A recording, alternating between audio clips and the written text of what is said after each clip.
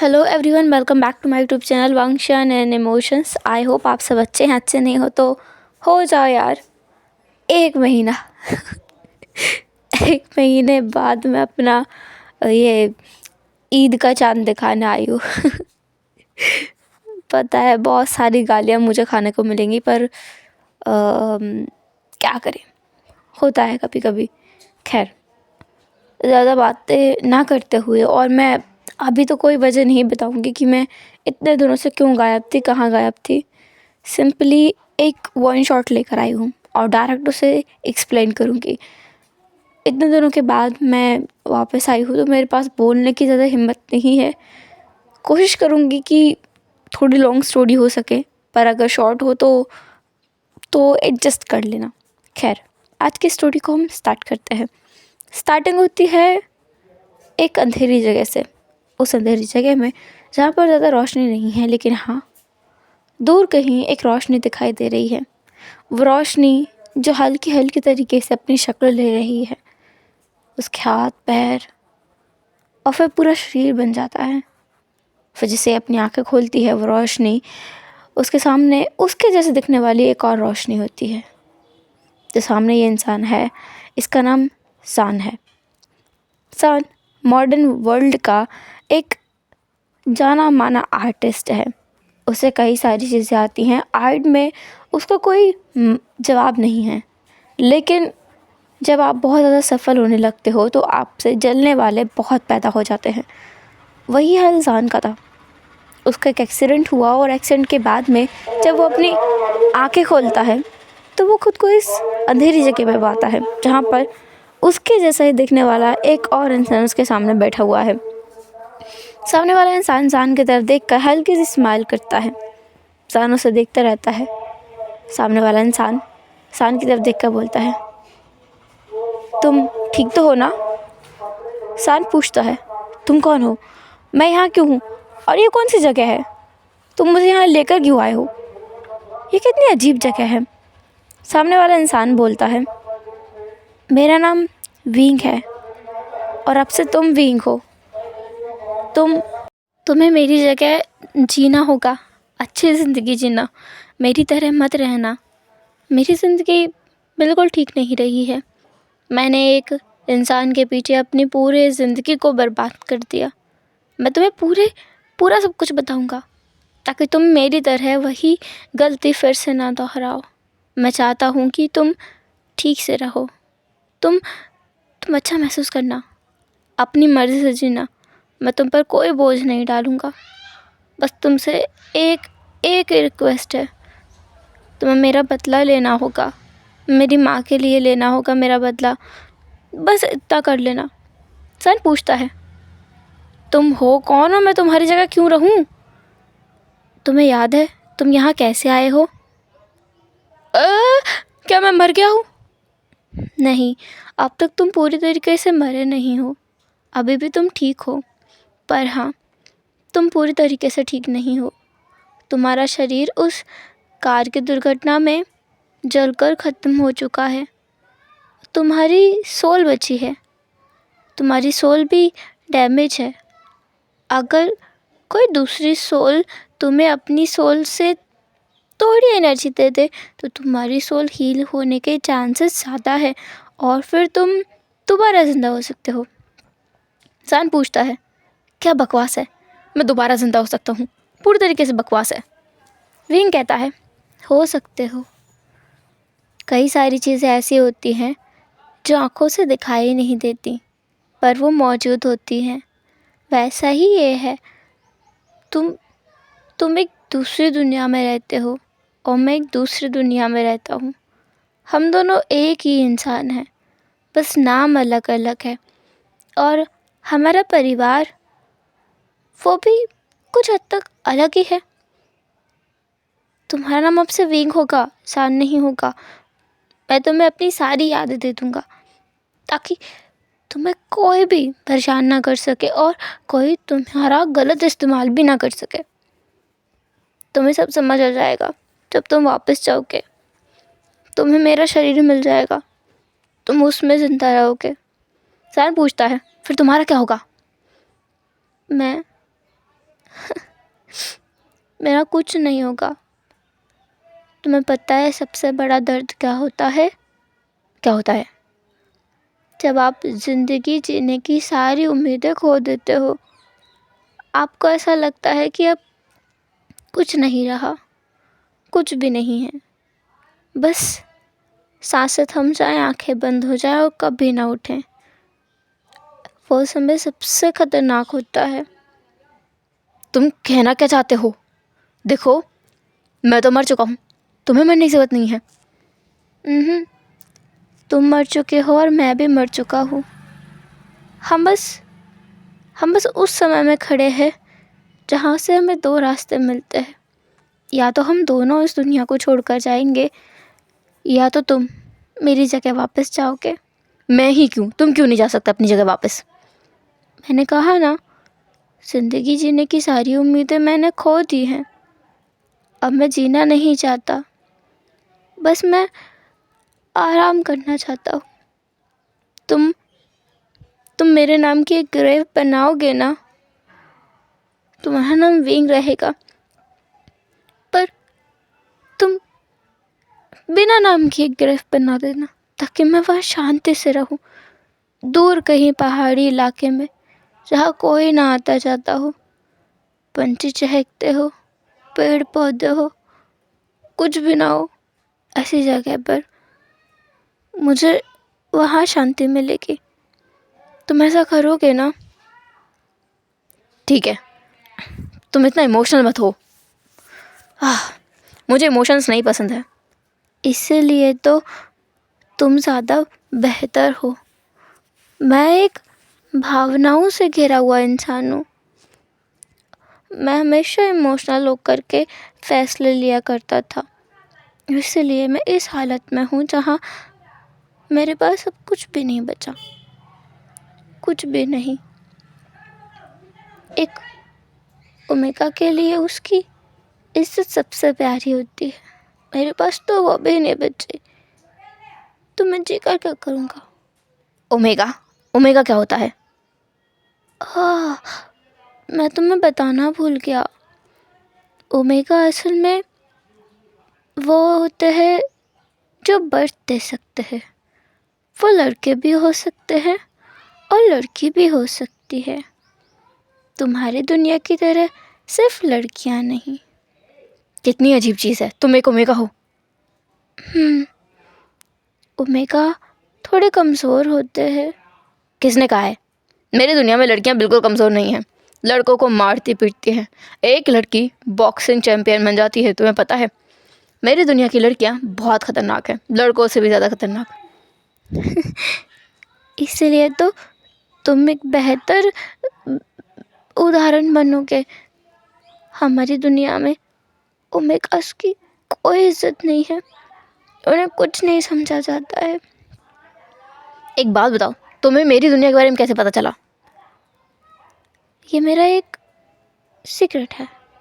हाँ, अब तुम मुझे अपना सब कुछ दे रहे हो, तो मुझे ये भी बताओ। जब समय आएगा तो तुम्हें सच में पता चल जाएगा, पर जब तक समय नहीं आएगा तब तक तुम्हें नहीं पता चलेगा। और हाँ, तुम्हें मेरी यादें मिलेंगी, पर समय के साथ। मैं एकदम से नहीं दे सकता। ऐसा किया तो तुम्हारा दिमाग फट जाएगा, तो कोई फ़ायदा नहीं है, तुम मर जाओगे। क्या बेवकूफ़ी है। अच्छा, तुम कौन से इलाके हो? मैं 21वीं सेंचुरी का हूँ, तुम कौन से इलाके हो? कोई ज़्यादा तो नहीं है ना मॉडर्न एरा? ओमेगास पैदा हो गए हैं, सो ज़्यादा मॉडर्न होगा, है ना? तुम्हें मैं डिसअपॉइंट करूँगा यहाँ। मैं हिस्टोरिकल एरा से हूँ। क्या बकवास है, तुम्हें कैसे पता फिर मॉडर्न एरा के बारे में? मैंने कहा ना, ये मेरा एक सीक्रेट है। तुम्हें ज़रूर पता चलेगा, पर समय आने पे। अभी तुम जाओ, तुम्हारे शरीर को नष्ट कर देंगे वो लोग। तुम्हारा फ्यूनरल कर रहे हैं, पता है? क्या? मेरा मतलब मेरा तो तुम्हारा हुआ। विंग की आंखें अचानक से अब खुलने लगती हैं। उसे अपने सामने अंधेरा ही अंधेरा दिखाई देता है। वो अपनी आंखें खोलता है और देखता है कि हाँ, अंधेरा ही है। और थोड़ी देर बाद उसे महसूस होता है कि वो अपने हाथ पैरों को धीरे धीरे हिलाने की कोशिश कर रहा है और वह हिला पाता है। देन वो देखता है कि वो एक कॉफ़िन के अंदर है और कॉफ़िन को उठाकर ले जाया जा रहा है। ऐसा लगता है उसे दफन करने की पूरी तैयारी कर ली गई है। विंग तुरंत उस कॉफ़िन को हिलाने लगता है अपनी पूरी ताकत लगा के। वैसे उसके पास ज़्यादा ताकत तो है नहीं, पर जितनी लगा रहा था उस हिसाब से वो कॉफ़िन हिल रहा था। और बाहर जितने लोग वहाँ चल रहे थे ना, वो अचानक से रुक गए और कॉफ़िन को नीचे रख दिया। वो लोग डर गए कि इसमें भूत तो नहीं आ गया।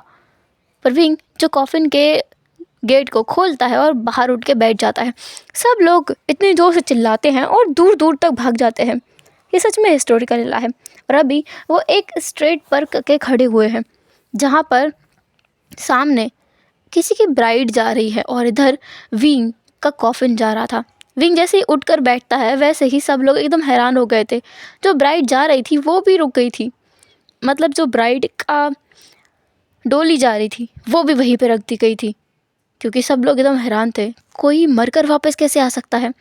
विंग जब अपने सर को सहलाने लगता है, ऐसा लगता है उसके सर पर किसी ने ज़ोर से दे मारा था, जिसकी वजह से उसे अब दर्द हो रहा है। विंग अपने हाथ को अपने सर के पीछे ले जाता है तो उसे महसूस होता है कि उसके सर के पीछे किसी ने बहुत ज़ोर से मारा होगा, क्योंकि वहाँ पर हल्का हल्का सा उसे ऐसा गीलापन महसूस हुआ और उसने हाथ हटाया तो उसमें खून ही खून था। इसलिए विंग इतना कमज़ोर है, क्योंकि उसे इतनी बुरी तरीके से चोट आई है। विंग उठकर बैठता है और आसपास देखने लगता है, पर उसे सब लोग बस डरे हुए में दिखाई देते हैं। कुछ देर बाद एक औरत भागते हुए आती है और बोलती है, विंग विंग तुम ठीक हो ना विंग। वो लड़की शादी के जोड़े में थी। उसने पूरा रेड कलर का जोड़ा पहन रखा था। पूरे रोब्स रेड थे। काफ़ी सुंदर तरीके से उसे तैयार किया गया था। और उस लड़की के भाग के आने की वजह से उसके सर पर जो वेल रखा हुआ था वो भी साइड में गिर गया था। विंग उस लड़की को देखता रहता है। वो लड़की वाकई काफ़ी खूबसूरत है। विंग उसे देखकर सोचता है, अगर ये मॉडर्न एरा में होती तो पक्का कोई मॉडल या कोई एक्ट्रेस होती, क्योंकि इतनी खूबसूरत लड़की इसीलिए हो सकती है। जिसके पास लुक्स होता है वो इसी बारे में सोचता है ज़्यादातर। खैर, विंग जब अपने सर के पीछे हल्का सा हाथ लगा करके अपना हाथ आगे कराता है और उसके जो हाथ पे खून लगा हुआ था वो लड़की देखती है, बोलती है, आयन तुम्हें चोट आई है, तुम ठीक हो? डॉक्टर को बुलाओ ना, तुम लोग कर क्या रहे हो? चलो जल्दी वापस घर। हम वापस घर जाएंगे। अब ऐसा कुछ नहीं होगा, हम वापस जाएंगे। कॉफिन और डोली दोनों वापस घर की तरफ गए थे। घर पहुंचकर विंग का इलाज कराया जाता है। यान ली जो विंग के पास ही बैठी रहती है। विंग के सर पर पट्टियां बंधी हुई हैं और काफ़ी सारी दवाई लगाई गई है। पत्ते बांट कर लगाए गए थे जिससे उसका खून थोड़ा बंद हो गया था। विंग को अब हल्का महसूस हुआ, पर उसकी बॉडी कुछ ज़्यादा ही फ्रेजाइल और कमज़ोर है। उसे इतना ज़्यादा कमज़ोर आज से पहले कभी महसूस नहीं हुआ। जब वो बहुत ज़्यादा बीमार हो गया था उसके मॉडर्न एरा में, एकदम बहुत ज़्यादा बीमार, तब भी उसे इतना बुरा महसूस नहीं होता जितना उसे अभी महसूस हो रहा है। कोई इतना हल्का कैसे हो सकता है? इस विंग की हाइट भी कम है और शरीर एकदम दुबला पतला है। गाल भी पिचके हुए हैं और हाथ तो एकदम दुबले पतले हैं। ऐसा लगता है हवा चलेगी तो ये विंग उड़ जाएगा। और ये सोच कर ना जान का तो दिमाग का दही हो रहा था। दूसरी बात, यान ली उससे इशारों में बात कर रही थी तो विंग को कुछ समझ नहीं आया। यान ली सर्वेंट्स को बाहर भेज देती है और बोलती है, आयन तुम ठीक तो हो ना? वो इशारों में ही बोल रही थी। विंग अपना सर हाँ हिलाता है और बोलता है, क्या हो रहा है ये? यान ली का मुंह खुला का खुला रह गया था। उसका भाई बोल रहा है। यान ली तुरंत विंग के मुंह पर हाथ रखती है और इधर उधर देखने लगती है। फिर वो विंग के बहुत करीब आके बोलती है, आयन तुम सुन सकते हो, बोल भी सकते हो। फिर से विंग अपना सर हाँ में हिलाता है। यान ली कहती है, किसी को बताना मत, तुम्हारी बोलने और सुनने की क्षमता वापस आ गई है। किसी को बताना मत, किसी को मत बताना, ठीक है ना? विंग फिर एक बार अपना सर हाँ में हिलाता है। यान ली कहती है, कोई अगर कुछ भी बोले ना, कुछ एक्सप्रेस मत करना, कोई रिएक्शन मत देना, समझ आया ना? किसी को पता नहीं चलना चाहिए कि तुम्हारी सुनने की और बोलने की क्षमता वापस आ गई है। समझ आया ना विंग? आयन, आचिंग से ये सब कुछ छुपाना ही होगा तुम्हें। आचिंग को बिल्कुल मत बताना, समझ आया? विंग फिर एक बार अपना सर हाँ में हिलाता है। यानली कहती है, अब तुम्हारी तबीयत थोड़ी ठीक है, तुम बस आराम करो, बाकी सब मैं संभाल लूँगी। हाँ। विंग फिर एक बार अपना सर हाँ में हिलाता है। यानली उसे हल्के साइड से लिटा देती है और कहती है कि बिल्कुल भी सीधे होकर ना सोए, ताकि उसके सर के पीछे जो चोट है उस पर असर ना पड़े। विंग वैसा ही करता है और उसकी नींद भी बहुत जल्दी लग जाती है। विंग को महसूस होता है कि उसे कई दिनों से सोने नहीं दिया गया है। विंग बस सो गया था। कुछ टाइम बाद बाहर से बहुत सारी आवाज़ आने लगती हैं, तो यानली उठकर बाहर जाती है। बाहर उसका भाई जियांग चेंग आया हुआ है। यानली बाहर जाके बोलती है, आचिंग, तुम ये क्या कर रहे हो? जियांग चेंग बोलता है, मैंने सुना है वो जिंदा है। क्या ये सच है? इसका मतलब वो मरने का नाटक कर रहा था। यानली कहती है, बिल्कुल नहीं, तुमने उसकी चोट नहीं देखी है, पूरे सर पर खून लगा हुआ है। तुम लोगों ने उसका कैसा ख्याल रखा है? उसके हाथ पर, पैर पर, पीठ पर कितने कोड़ों के निशान हैं। मेरा तो देखकर रूह कांप गई। तुम लोगों को उसके साथ ये सब कुछ करते हुए रूह नहीं कांपी? तुम लोग कैसे इंसान हो? तुम लोग इंसान कहलाने के लायक नहीं हो। संजय, मैं आपसे आखिरी बार बोल रहा हूँ, उसे मेरे हवाले कर दीजिए, वरना अच्छा नहीं होगा। क्या कर लोगे तुम? क्या कर लोगे? जो करना है तुम वो करो, पर आयन अब बस मेरे साथ रहेगा। तुम लोगों ने उसके साथ कितना बुरा किया है। अगर आज मुझे आयन रास्ते पर नहीं दिखता तो मुझे पता भी नहीं चलता कि तुम लोगों ने उसे जिंदा दफन करने की योजना बनाई है। तुम लोग कितने खतरनाक इंसान हो। आचिंग, मैं तुम्हारी इज्जत क्या करती थी अब तक, पर अब तुमने वो इज्जत मेरे मन से ख़त्म कर दी है। तुम इज्जत के लायक नहीं हो। आचिंग अब मेरे साथ मेरे घर पर जाएगा, वो मेरे साथ रहेगा, तुम लोगों के साथ नहीं रहेगा। जे, आपका घर यही है, कौन से घर ले जाएंगे उसे? जहाँ मैं शादी करके जा रही हूँ, मैं उसे वहीं लेकर जाऊँगी। वो यहाँ अब नहीं रहेगा, वहीं रहेगा मेरे साथ। मैं उसे नी सेक्ट लेकर जाऊँगी, वहीं मैं उसे अपनी डोली में लेकर जाऊँगी। अब वो मेरी डोरी में जाएगा। जे, आप उस बेवकूफ़ को, नालायक को अपने साथ अपनी डोरी में लेकर जाएंगे, हमारे घर की पूरी इज्जत मिट्टी में मिल जाएगी। मिट्टी में तो पहले ही मिल चुकी है। तुम्हें पता भी है हमारे पूरे सेट के लोग क्या बात करते हैं, कि हम एक व्यक्ति को तक से खिला पिला नहीं पाते हैं। उसे जिंदा ही दफन करने चले हो तुम लोग। बस वो आराम कर रहा है अभी, उसके उठने तक हम लोग नी सेक्ट पहुँच जाएंगे। थोड़ी देर बाद वहाँ पर काफ़ी सारे लोग आ गए थे जो कि नी सेक्ट के ही थे। अभी तक यानली जियांग सेक्ट के लोगों के साथ में अपनी डोली में बैठ के जा रही थी, लेकिन अब ऐसा नहीं है। अब ऐसा बिल्कुल नहीं करेगी। अब वो सीधे नी सेक्ट के लोगों पर ही भरोसा करेगी। वो जियांग सेक्ट के लोगों पर अब बिल्कुल भरोसा नहीं करती है। इसलिए वो उन लोगों से बोलती है कि उसका भाई उसके साथ जाएगा, और उसका भाई की हालत बहुत ख़राब है।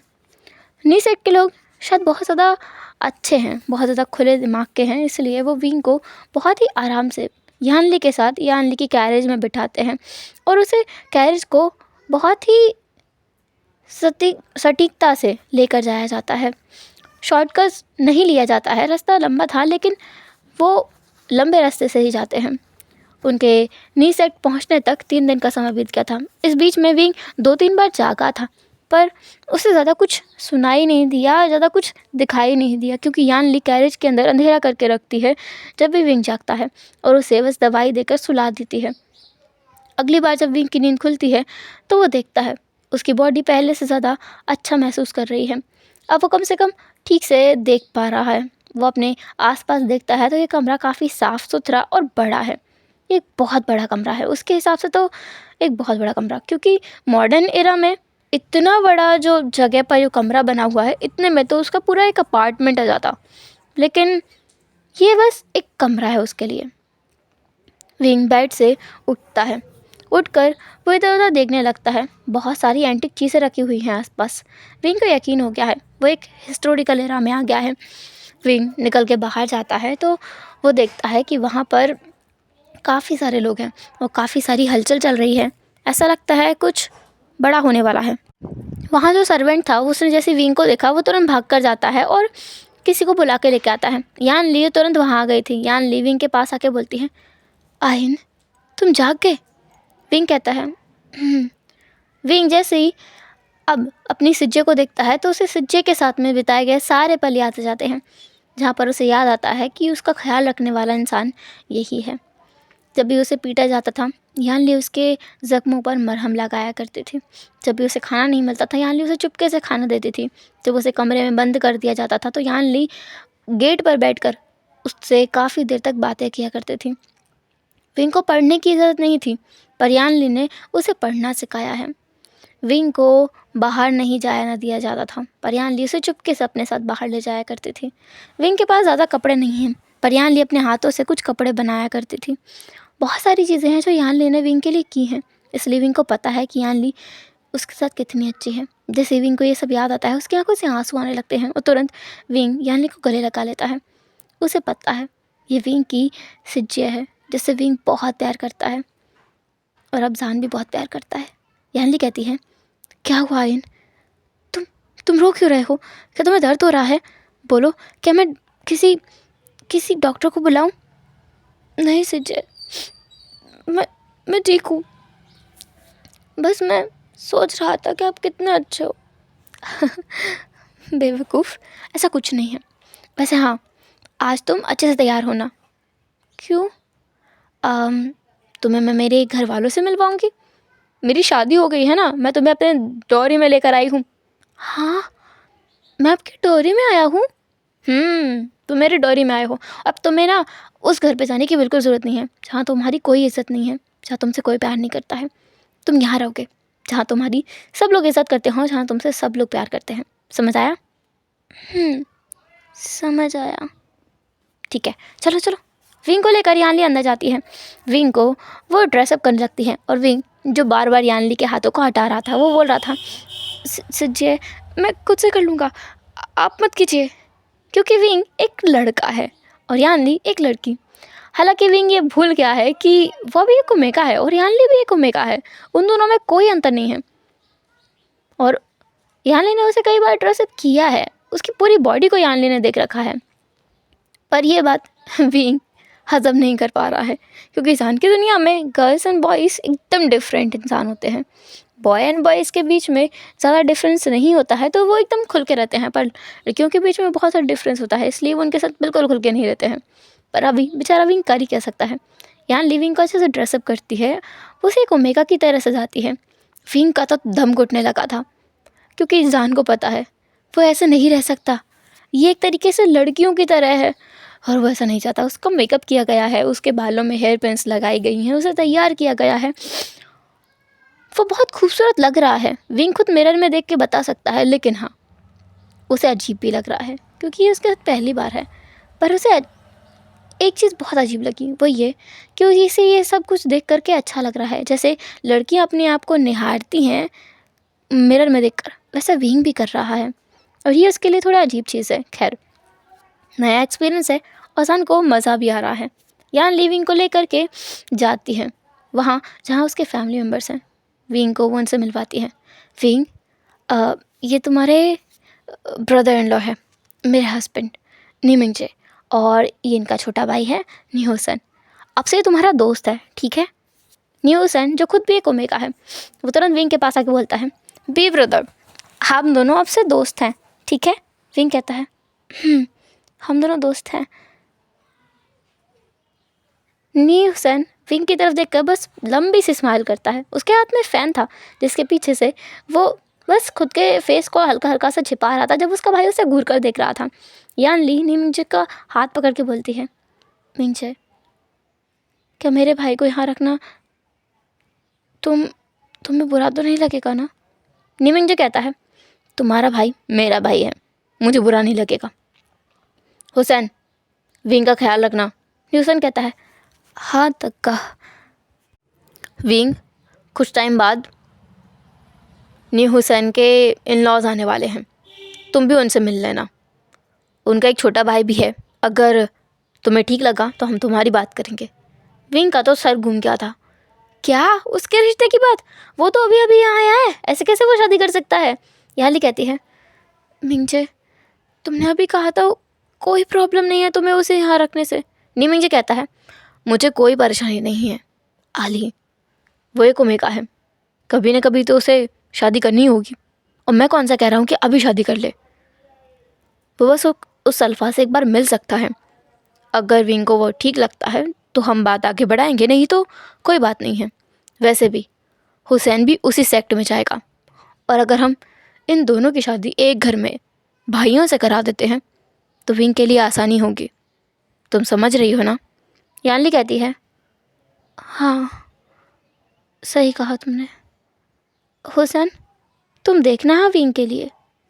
न्यूसन कहता है, साव साव बिल्कुल चिंता मत करो, मैं सब संभाल लूँगा।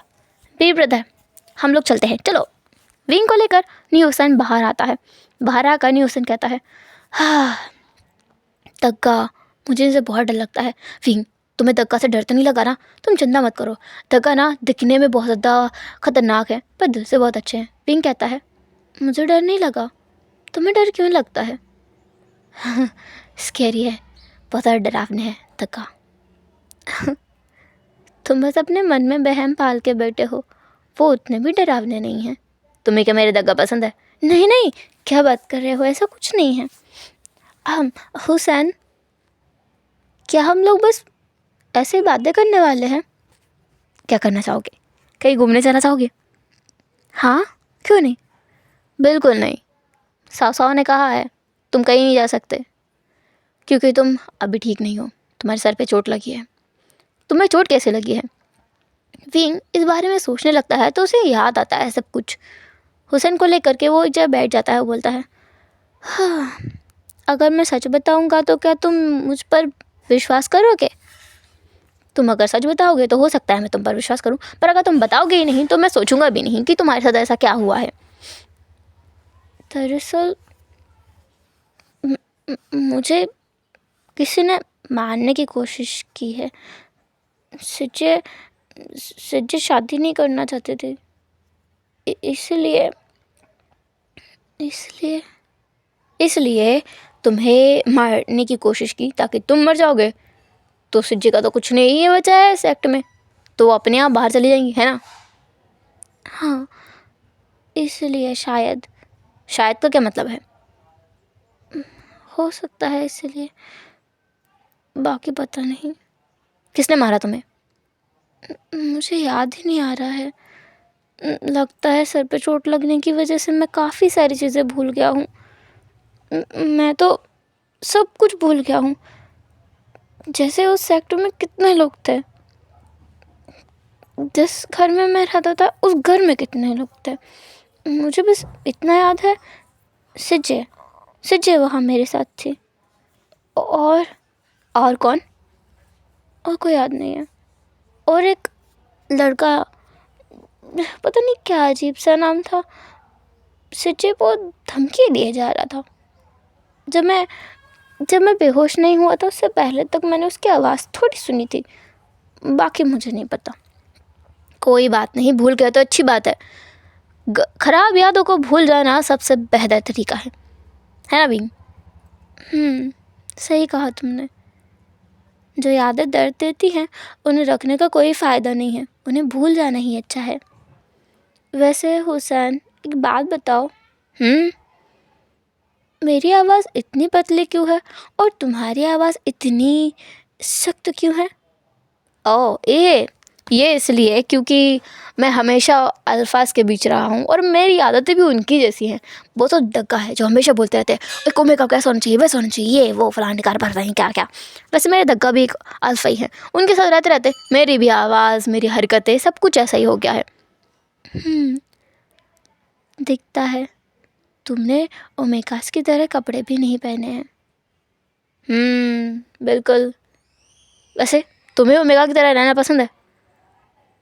सच कहूँ तो बिल्कुल नहीं, मुझे इन कपड़ों में अजीब लग रहा है, और ये सर पे जो इतना भारी भारी सामान लगा हुआ है उससे तो मेरा सर दुखने लगा है। ओह तो मेरे साथ चलो। कहाँ? तुम्हें एक अल्फ़ा बनाता हूँ मैं। न्यूसन विंग को अपने कमरे में लेके जाता है, अपने कपड़े पहनाता है, अपनी तरह उसको तैयार करता है, बोलता है अब कैसा लग रहा है? हाँ, काफ़ी काफ़ी ज़्यादा अच्छा महसूस हो रहा है। ऐसा लग रहा है एक बहुत बड़ा बोझ मेरे सिर से उतर गया है। अब से तुम मेरे साथ ही रहना, तुम मेरे टाइप के इंसान हो, कोई तो मुझे मिला मेरे तरीके का इंसान। हाँ, सब लोग कहते रहते हैं अल्फ़ा ओमेगा में ये अंतर है, वो अंतर है, पता नहीं क्या क्या करते रहते हैं। अंतर इसलिए है क्योंकि ओमेगास को आगे बढ़ने नहीं दिया जाता है। अगर उनकी परवरिश अल्फ़ाओं की तरह की जाए तो वो भी स्ट्रॉन्ग हो सकते हैं। फिज़िकली ना सही, मेंटली तो बहुत स्ट्रॉन्ग हो सकते हैं। ये बिल्कुल यही बातें मैं कहता हूँ, पर कोई मेरी बातें नहीं समझता है। मुझे पहली बार एक ऐसा इंसान मिला है जो मेरे दिल की बात मेरे सामने कर रहा है। विंग, तुम अब से मेरे स्वॉन ब्रदर हो। हाँ, समझ आया? समझ गया, हम दोनों स्वॉन ब्रदर्स हैं। ठीक है। चलो हम लोग घूमने चलते हैं। तुम्हें पूरा नी सेट घुमाता हूँ मैं, और तुम देखना जो भी मिलेगा ना सब मुझे सलाम करेंगे। शायद सब लोग तुम्हें जानते हैं, अब से तुम्हें भी जाने लगेंगे। हर कोई तुम्हें जानेगा, वो भी इसलिए क्योंकि तुम अलग सोचते हो, ना कि इसलिए क्योंकि तुम अपनी परिवार से ताल्लुकात रखते हो। समझ आया? समझ आया। चलो फिर। विंग को लेकर न्यूसन बाहर निकल जाता है, सड़कों पे घूमता रहता है, उसे कई सारी चीज़ें खिलाता पिलाता है, उसे शराब की दुकान पर भी लेके जाता है, पर विंग नहीं पीता। वो कहता है कि उसने कभी भी ऐसी शराब नहीं पी है, और अगर वो अभी पिएगा हो सकता है वो ड्रंक हो जाए, और ड्रंक होगा तो मुसीबत हो जाएगी। और इसी डर से न्यूसन ने भी नहीं पी। न्यूसन का टॉलरेंस थोड़ा ज़्यादा है, पर फिर भी वो विंग के साथ ही बाहर आया है। अगर कुछ हो गया विंग को तो उसके दग्गा उसकी जान ले लेंगे, इसलिए वो बस घूमता रहता है। जब वो लोग एक इन में कुछ देर के लिए आराम कर रहे थे और खाना खा रहे थे, तब न्यूसन को एक जाना माना फिगर दिखता है। वाइट रोब में बैठे हुए दो इंसान जिसके फोरहेड पर रिबन बंधे हुए हैं। जैसे ही न्यूसन उन दोनों को देखता है, तुरंत ही वो विंग का हाथ पकड़ के खड़ा हो जाता है। विंग कहता है, क्या हुआ हुसैन? मेरा फियांसे यही है, भागो।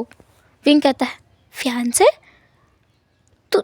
तुम्हारा वेकुम फू? हाँ, वही भागो विंग। अगर उसने मुझे यहाँ देख लिया ना तो बहुत गड़बड़ होगी। वो ये समझता है कि मैं एक बहुत ही सीधा साधा ओमेगा हूँ जो अपने घर से तक बाहर नहीं निकलता है। हाँ, तुमने झूठ बोल रखा है। अरे जो भी है, मुझे वो बहुत पसंद है। मैं नहीं चाहता कि वो मुझे रिजेक्ट कर दे, इसलिए मैंने झूठ बोला है। वो बहुत ज़्यादा सिंपल इंसान है, उसे ऐसे ऊट पटांग करने वाले काम पसंद ही नहीं होंगे, मुझे पूरा यकीन है।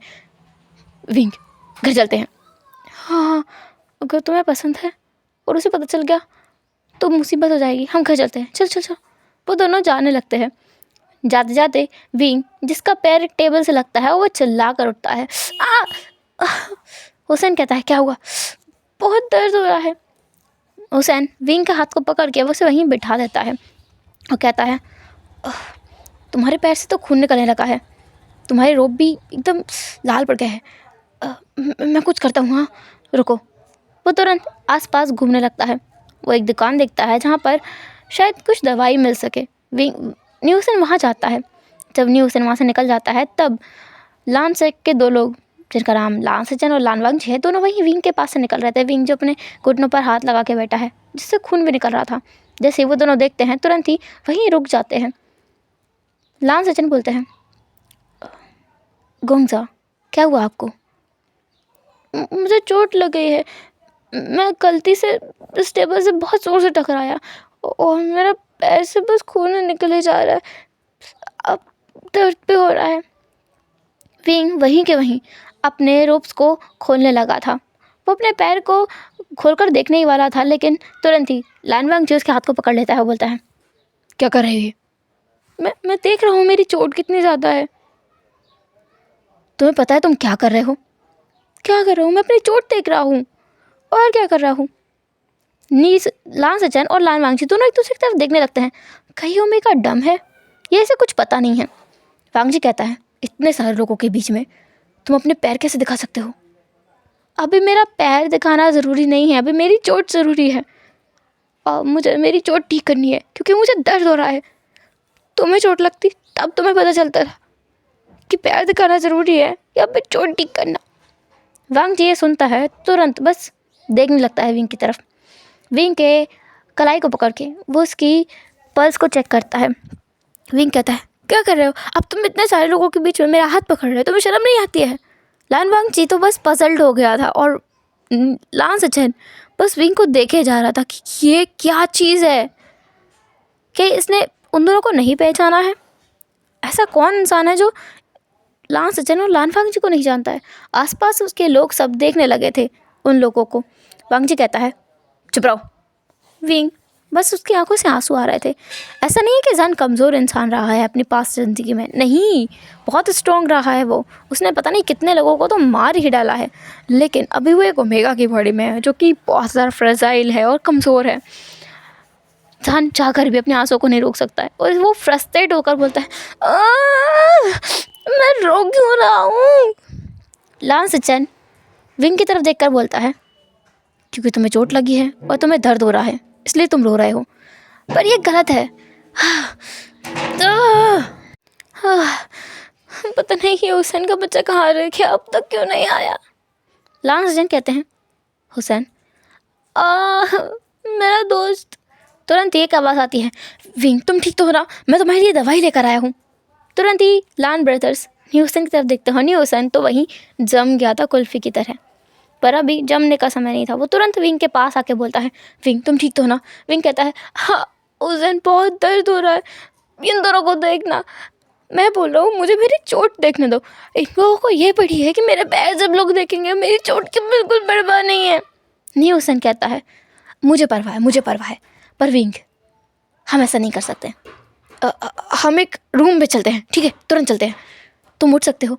बिल्कुल भी नहीं, मेरे पूरे रोब्स भी देख पूरे खराब हो चुके, इसका मतलब मुझे बहुत चोट आई है, मुझे दर्द हो रहा है।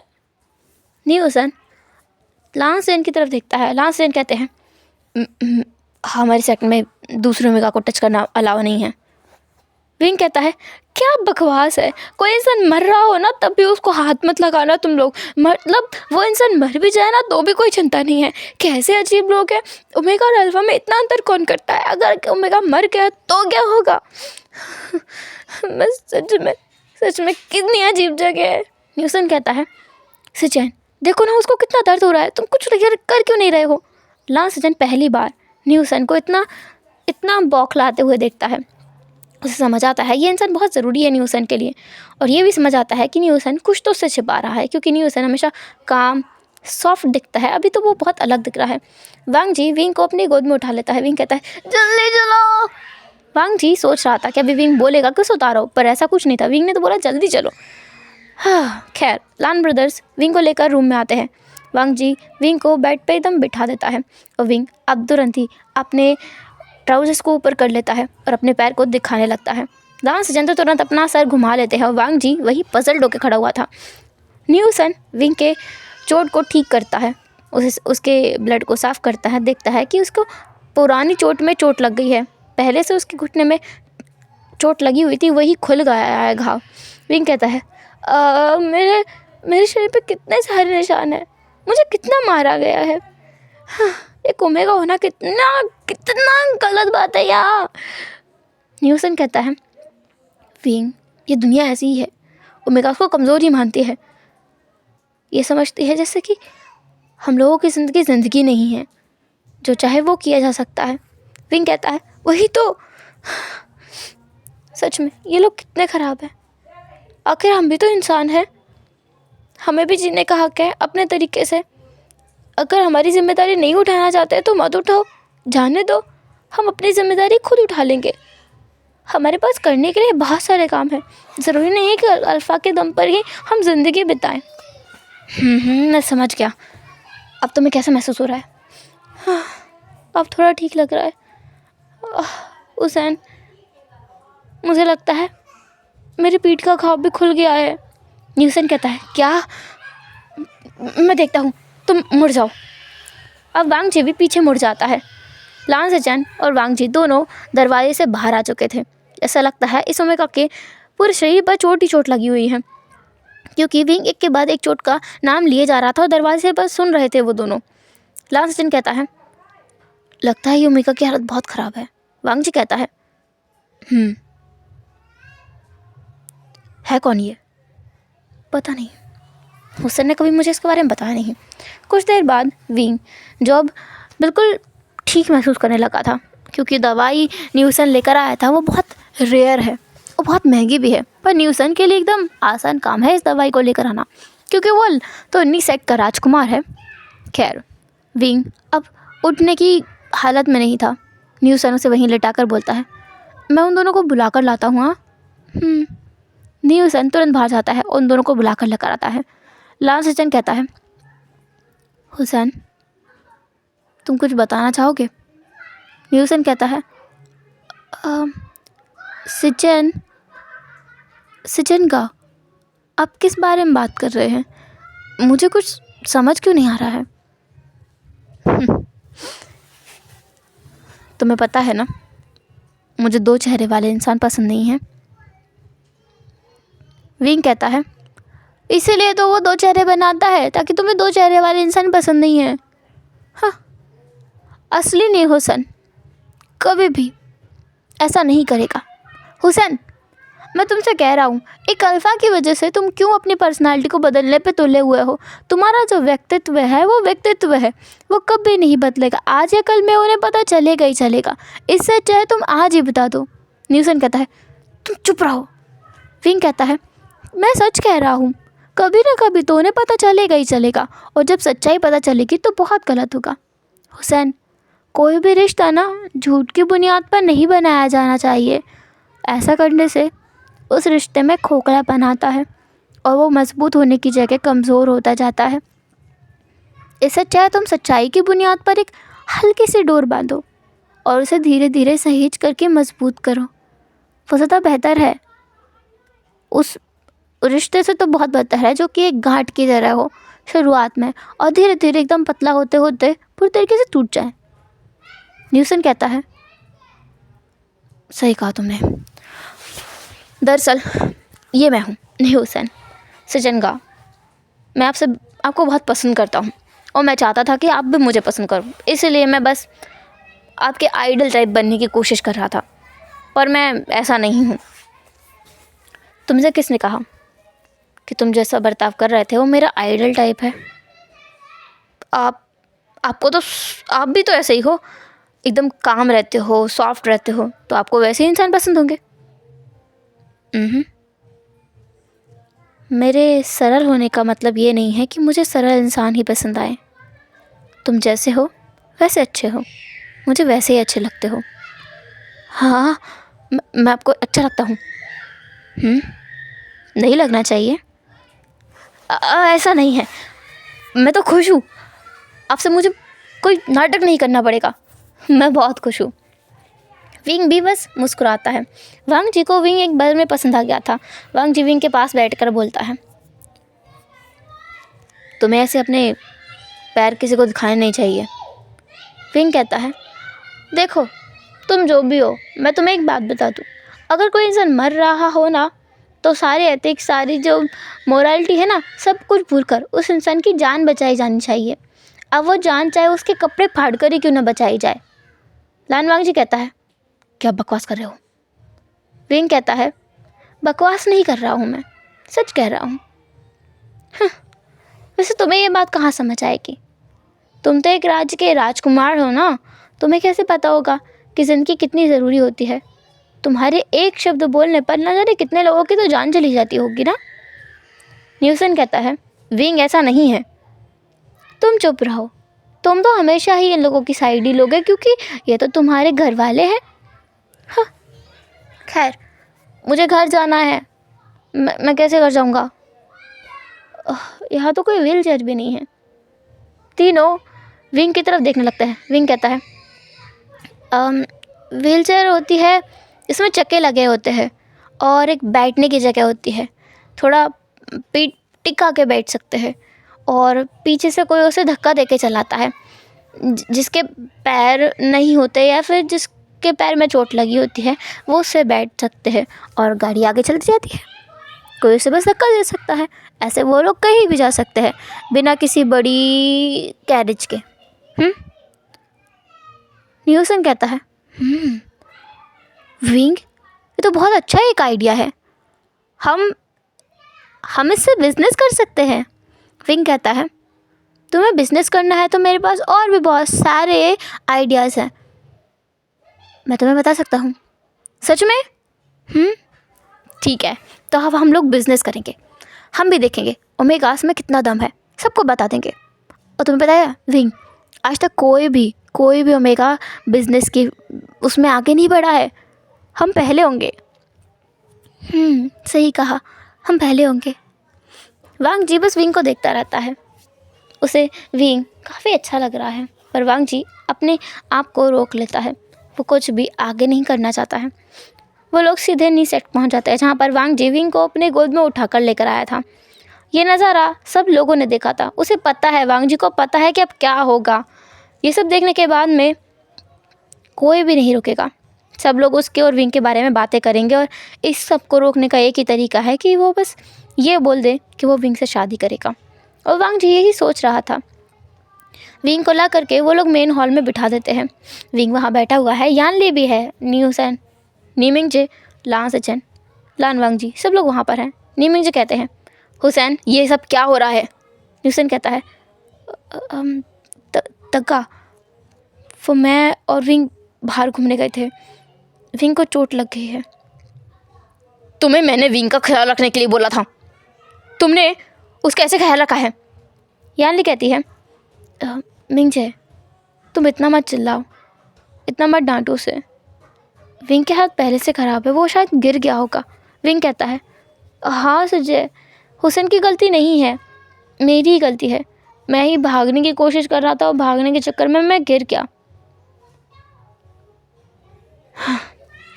लान सचिन तुरंत बोल पड़ते हैं मिंगजे तुम चिंता मत करो, सब ठीक है, हुसैन की ज़्यादा गलती नहीं है। हुसैन तुम वापस आके अपनी जगह बैठ जाओ। न्यूसन तुरंत लान सचिन के पास आके बैठ जाता है। उसे तो अच्छा लग रहा है, लान सचिन हमेशा उसे सपोर्ट करते हैं और उसे ये चीज़ पसंद भी है। खैर, अब दूसरी चिंता की बात थी विंग के बारे में। नीमिंग जी कहते हैं सचिन तुमने अभी देख ही लिया है कि सब कुछ क्या हो रहा है। लान सचिन कहता है हाँ देख लिया है मैंने, मेरे हिसाब से अब हमें मास्टर वे और वांग जी की शादी की बात करनी चाहिए। विंग कहता है क्यों शादी की बात करेंगे? मैंने क्या किया है ऐसा? जे आप तो कुछ बोलो। जियांग याली बोलती है विंग तुम समझो बाबे, अब हम कुछ नहीं कर सकते, सब लोग तुम दोनों के बारे में बातें कर रहे हैं और ये बातें रोकने का एक ही तरीका है कि तुम दोनों की शादी करवा दी जाए। विंग का तो दिमाग चकरा रहा था, किसी को बस उठा कर वापस लाने में ही इतना बड़ा कर्मकांड हो जाता है। विंग कहता है जे क्या आप मुझे खुद से अलग करना चाहती हो? क्या पता ये लोग मेरा ख्याल ना रखे, क्या पता पहले की तरह मैं फिर से किसी गलत हाथ में पड़ जाऊं और मेरी ज़िंदगी किसी और के हाथ में चली जाए और फिर मैं जिंदा भी ना रहूं तो। यान ली तुरंत विंग को गले लगा के बोलती है विंग ऐसा नहीं है, तुम इन लोगों को नहीं जानते, ये लोग बहुत अच्छे हैं। जे किसी को ऊपर से देख के नहीं पता करा जा सकता है कि वो इंसान कैसा है जब तक कि हमें मालूम न चले कि वो सच में कैसा है। मैं शादी नहीं करूँगा, मुझे शादी नहीं करनी है। जे मैं शादी नहीं करूँगा। नहीं हुसैन विंग को देखकर बोलता है विंग एक बार सोचो तो सही, हम दोनों साथ में रहेंगे, अच्छा है ना? विंग कहता है पर मैं सिर्फ जे के साथ रहना चाहता हूँ, मैं उनसे दूर नहीं रहना चाहता। अय्या विंग तुम्हें पता है लान सेट सबसे ज़्यादा करीब है नी सेट के, हम लोग तुरंत के तुरंत पहुँच सकते हैं। जैसे कि तुम यहाँ से आए हो, वहाँ पहुँचने में और 3 दिन लगते हैं, लेकिन लान सेट जाने में 1 घंटे का समय लगता है बस। कुछ ही समय में हम पहुंच सकते हैं और कभी भी हम वापस आ सकते हैं।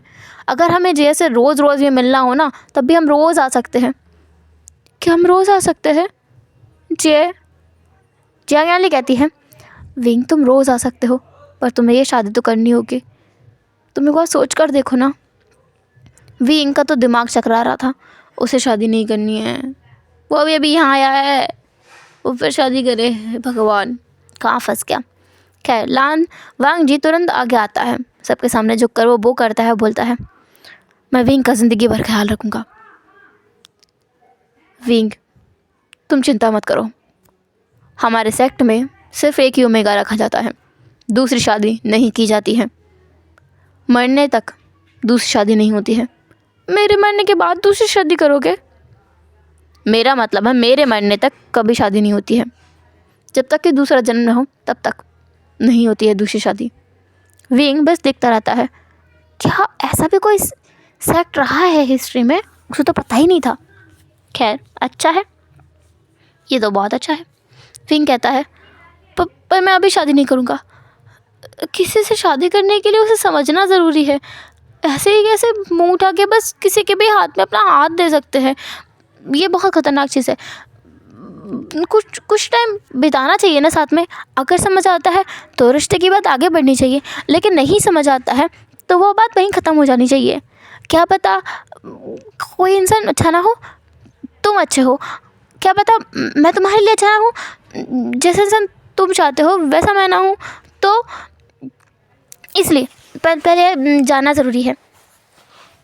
न्यूसन कहता है, तुमसे किसने कहा है कि तुम्हारी शादी अभी करवाने वाले हैं?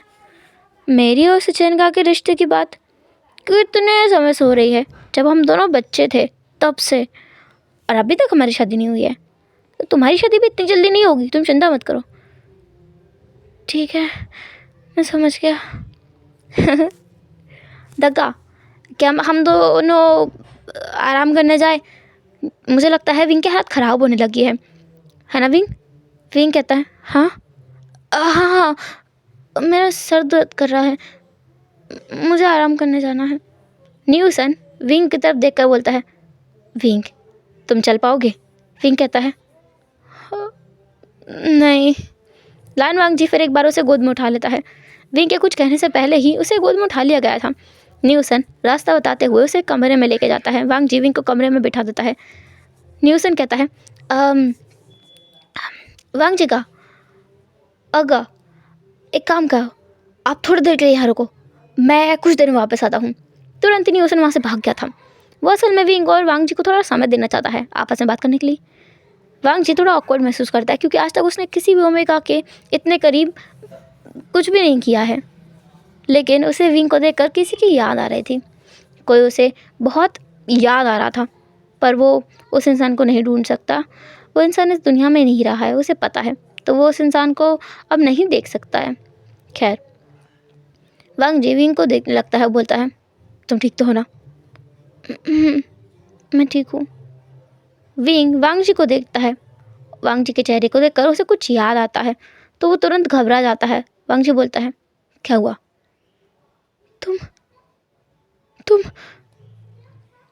तुम्हें याद आ गया है? तुम यहाँ क्या कर रहे हो?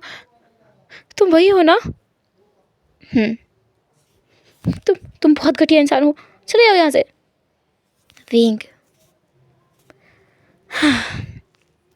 सान, बेचारा विंग तो एकदम हैरान हो गया था। सान खुली आंखें करके वांग जी को देखता है। वांग जी कहता है, मुझे पता है तुम कौन हो। विंग और मैं एक दूसरे से बहुत प्यार करते हैं, हमेशा से बहुत प्यार करते थे। विंग ने मुझसे कहा था कि मैं तुम्हारा ख्याल रखूं, मैं बस इसलिए यहाँ आया था। पर तुम मुझसे अब शादी क्यों करना चाहते हो? विंग की इच्छा है, इसलिए। ऐसा नहीं होता है, किसी की मर्जी के बिना किसी से शादी नहीं की जा सकती है। तुम्हें अगर मुझे पसंद नहीं करते हो तो मुझसे शादी मत करो, रहने दो। ऐसा नहीं है। तुमसे किसने कहा कि मैं तुम्हें पसंद नहीं करता हूँ? तुम मुझे कैसे पसंद कर सकते हो? तुम विंग से प्यार करते थे। तुम्हें अभी समझ नहीं आ रहा है, तुम्हें बाद में समझ आ जाएगा। अभी बस तुम आराम करो, समझ आया? ऐसे कैसे समझ आया? देखो मैं कह रहा हूँ, तुम ज़बरदस्ती नहीं कर सकते, मैं नहीं करूँगा। तुम मुझसे ज़बरदस्ती शादी नहीं कर सकते, नहीं करूँगा। जब तक तुम्हारा मन नहीं होगा तब तक मैं शादी नहीं करूँगा। बस हम दोनों इंगेज रहेंगे, ये ठीक है? ठीक है, तुम जाओ। अय्या, मैं तो बहुत थक गया हूँ, क्या मैं आराम करूँ यहीं? तुम कितने बेशरम इंसान हो, तुम यहाँ कैसे आराम कर सकते हो? मैं क्यों आराम नहीं कर सकता हूँ? तुम मेरे मंगेतर हो, मैं ऑफकोर्स तुम्हारे साथ आराम कर सकता हूँ। ऐसा बोलकर वांग जीविंग के पास में लेट जाता है। इतना शेमलेस अल्फा उसने आज तक नहीं देखा है। ये क्या हो रहा है उसके साथ में? पर विंग जो लेट जाता है, वो फिर भी सीधा होकर नहीं सो सकता, तो वो एकदम साइड में करके लेटा हुआ था। वांग जीविंग के स्टमक पे अपना हाथ रख देता है। विंग रजिस्ट ही नहीं कर पाता है। विंग कहता है, तुम क्या कर रहे हो? तुम्हें सोने में मदद कर रहा हूँ, तुम्हें अच्छा महसूस हो रहा होगा। वांग जी विंग के स्टमक पे हाथ फिराया जा रहा था और विंग को पता नहीं क्यों पर अच्छा लग रहा था। विंग कहता है, तुम कर क्या रहे हो? हमारी दुनिया में स्पिरिचुअल एनर्जी नाम की एक चीज़ होती है, तो मैं तुम्हें वही पास कर रहा हूँ, तुम जल्दी हील कर जाओगे। विंग कहता है, तुम ऐसा क्यों कर रहे हो? कहा ना, तुम्हें जल्दी समझ आ जाएगा, अभी तुम्हें यह समझने की ज़रूरत नहीं है। हाँ, कितने मिस्टीरियस लोग हैं। एक वो विंग जिसने मुझे कभी कुछ भी नहीं बताया, हमेशा कहता रहता है सीक्रेट है, जब समय आएगा तो पता चल जाएगा। और तुम भी यही कर रहे हो, समय आएगा तो पता चल जाएगा। बिल्कुल, अभी बस तुम आराम करो और मुझे भी सोने दो। ऐसा बोलकर वांग जी बस विंग के शोल्डर पर हल्की सी सांस छोड़ता है। विंग की तो पूरी बॉडी ऐसे काँप गई थी। यह एहसास बहुत अलग है। विंग मुड़ता है, वांग जी के चेहरे की तरफ वो देखने लगता है। विंग अपना हाथ आगे बढ़ाता है और वांग जी के चीक्स पर रख देता है। वांग जी कितना हैंडसम है, ये देखकर विंग के तो दिल की धड़कनें बढ़ने लगी थी। विंग गे नहीं है, पर वो एक ओमेगा है। विंग को समझ आ रहा है कि असल में एक ओमेगा होना होता क्या है, एक अल्फ़ा के लिए कुछ फील करना होता क्या है, उसे समझ आ रहा है। विंग की आंखें बस वांग जी के चेहरे पर टिकी हुई थी। कब वांग जी की उस फेस को देखते देखते विंग सो जाता है, उसे पता भी नहीं चलता है। जब विंग की आंखें खुलती हैं तो वो देखता है कि विंग का सर वांग जी के चेस्ट पर है और उसका हाथ वांग जी के रोब्स के अंदर है। विंग हल्के से अपने हाथ को आगे निकालने वाला था, पर वांग जी उसके हाथ को पकड़ लेता है, बोलता है, क्या मेरा फ़ायदा उठाकर भागने की कोशिश कर रहे हो? विंग कहता है, मैंने ऐसा कुछ नहीं सोचा है, ये तो तुम हो, यहाँ आके लेट के हो। मैंने नहीं कहा था मेरे पास आकर सो जाओ, तुम अपनी मर्जी से आए थे। मैं अपनी मर्जी से आया था। विंग, क्यों ना हम भाग चलें? हाँ, क्या बोल रहे हो? मेरा मतलब है कहीं घूमने चलते हैं, बिना बताए, मज़ा आएगा जब सब लोग परेशान होंगे। हाँ, न्यूज़ सर ने कहा था तुम बहुत ज़्यादा सेंसिबल हो, लगता है तुम बिल्कुल भी सेंस में नहीं हो। वांग जी कहता है, ओह, मुझे लगा था तुम्हें ये आइडिया पसंद आएगा, पर खैर कोई बात नहीं, हम बता के घूमने चलते हैं। मैं तुम्हारे साथ कहीं नहीं जाना चाहता हूँ, तुम्हें जहाँ जाना है वहाँ जाओ और मेरा हाथ छोड़ो। ऐसा बोलकर विंग अपना हाथ छुड़ाता है और तुरंत उठ करके खड़ा होने लगता है। वो तुरंत गिरने वाला था। वांग जी से फिर पकड़ लेता है, बोलता है, हाँ, मेरा ओमेगा कुछ ज़्यादा ही क्लमसी है, पता होने के बावजूद कि पैर पे खड़ा नहीं हो जा सकता, फिर भी हो रहा है। क्या मुझे सिड्यूस करने की कोशिश कर रहे हो विंग? विंग कहता है, तुमने अगर अपनी बकवास बंद नहीं की ना तो मैं तुम्हारी नाक तोड़ दूँगा। ओ, है तुम्हारे अंदर इतना हिम्मत? तुम्हें मैं एक बात बता दूँ, ओमेगास की बॉडी बहुत ज़्यादा फ्रेजाइल होती है, और अगर मैंने तुम्हारे लिए एक बार अपने फेरोमोन्स रिलीज़ कर दिए तो तुम पूरी तरीके से मेरे नशे में डूब जाओगे। कौन से फेरोमोन्स? क्या बकवास कर रहे हो? महसूस करना चाहोगे? वांग जी अपनी हल्की सी सेंट को रिलीज़ करता है, बिल्कुल मामूली सी, पर विंग चक्कर खाने लगता है। वो वांग जी के एकदम करीब आते हुए बोलता है, ये ये क्या है? तुम क्या कर रहे हो मेरे साथ? वांग जी विंग को लिटा देता है, वो बोलता है, चिंता मत करो, कुछ नहीं कर रहा हूँ मैं तुम्हारे साथ, मैंने बस हल्की सी अपनी खुशबू रिलीज़ की है। अपनी फ्रेगरेंस कैसी है? अच्छे है, ये मुझे बहुत अच्छा महसूस करा रही है, ये चीज़ क्या होती है? जब तुम्हें पता है कि मैं जानूँ तो तुम्हें पता होना चाहिए कि मुझे ओमेगा और अल्फ़ा के बारे में कुछ नहीं पता है। बताओ तुम मुझे। ठीक है, ओमेगास की अपनी एक स्मेल होती है। तुमने कॉलर पहन रखा है, इसलिए तुम्हारी स्मेल किसी को भी महसूस नहीं हो रही है, और मैंने अपनी स्मेल को छिपा के रखा हुआ है। मैं उसे रिलीज़ करूँगा तो वो रिलीज़ होगी। इससे क्या होता है, अल्फ़ा और ओमेगा जब इंटीमेट होते हैं तब वो लोग रिलीज़ करते हैं ताकि वो एक दूसरे के आगोश में खो जाए। क्या बकवास है ये? अच्छा, तुम अपनी सिज्जे से पूछना, मैं नहीं पूछूंगा। वो मुझे क्यों बताएंगे? अगर उनसे पूछे तो उन्हें पता नहीं चल जाएगा कि मुझे कुछ भी नहीं पता है। विंग को भी कुछ नहीं पता था, उसे मैंने ये सब बताया है। हाँ, क्या? वो तो एक ओमेगा है ना, पहले से, बचपन से, तो उसे तो पता होना चाहिए। तुम्हारी दुनिया में लड़कियां होती हैं, क्या उन्हें बचपन से सब कुछ पता होता है या फिर वो समय के साथ चीज़ें सीखती हैं?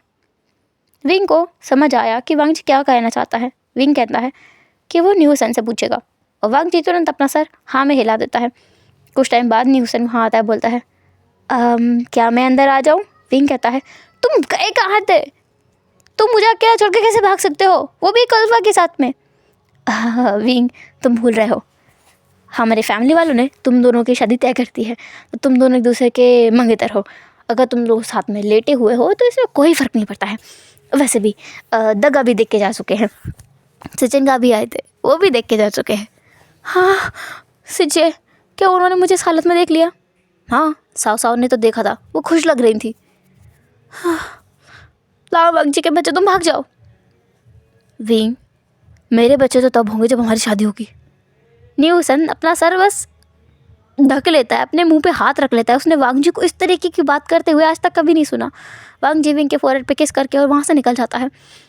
बेचारा न्यूसन बस देखता रहता है दरवाजे की तरफ। तुरंत ही भागकर वो विंग के पास आके बोलता है, विंग, क्या लानवांग जी तुम्हें पसंद करता है?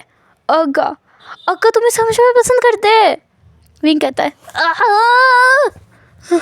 हुसैन, मैं सच में मरने वाला हूँ, मुझे शादी नहीं करनी है, कुछ भी करे शादी तोड़वा। नहीं विंग, अग्गा तुझे पसंद करते हैं, उनकी आंखों में दिखता है। विंग सोचता है कि ये लानवांग जी उसे नहीं पसंद करता है, बल्कि विंग को पसंद करता है, और वो जान है। वांग जी को ये पता है, इसके बावजूद भी वो उसके साथ खेल रहा है, उसे टीज कर रहा है।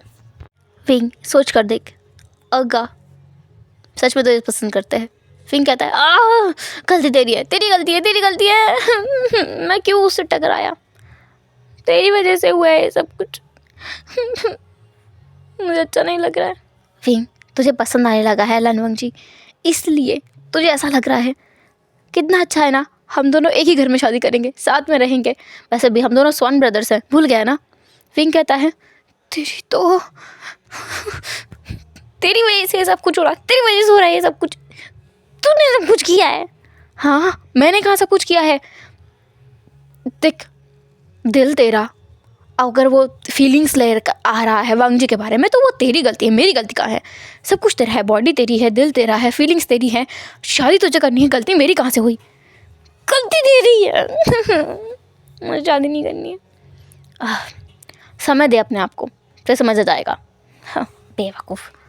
खैर, हम दोनों को बाहर जाना है, आगा ने सबसे बात कर रखी है कि हम लोग घूमने जा रहे हैं।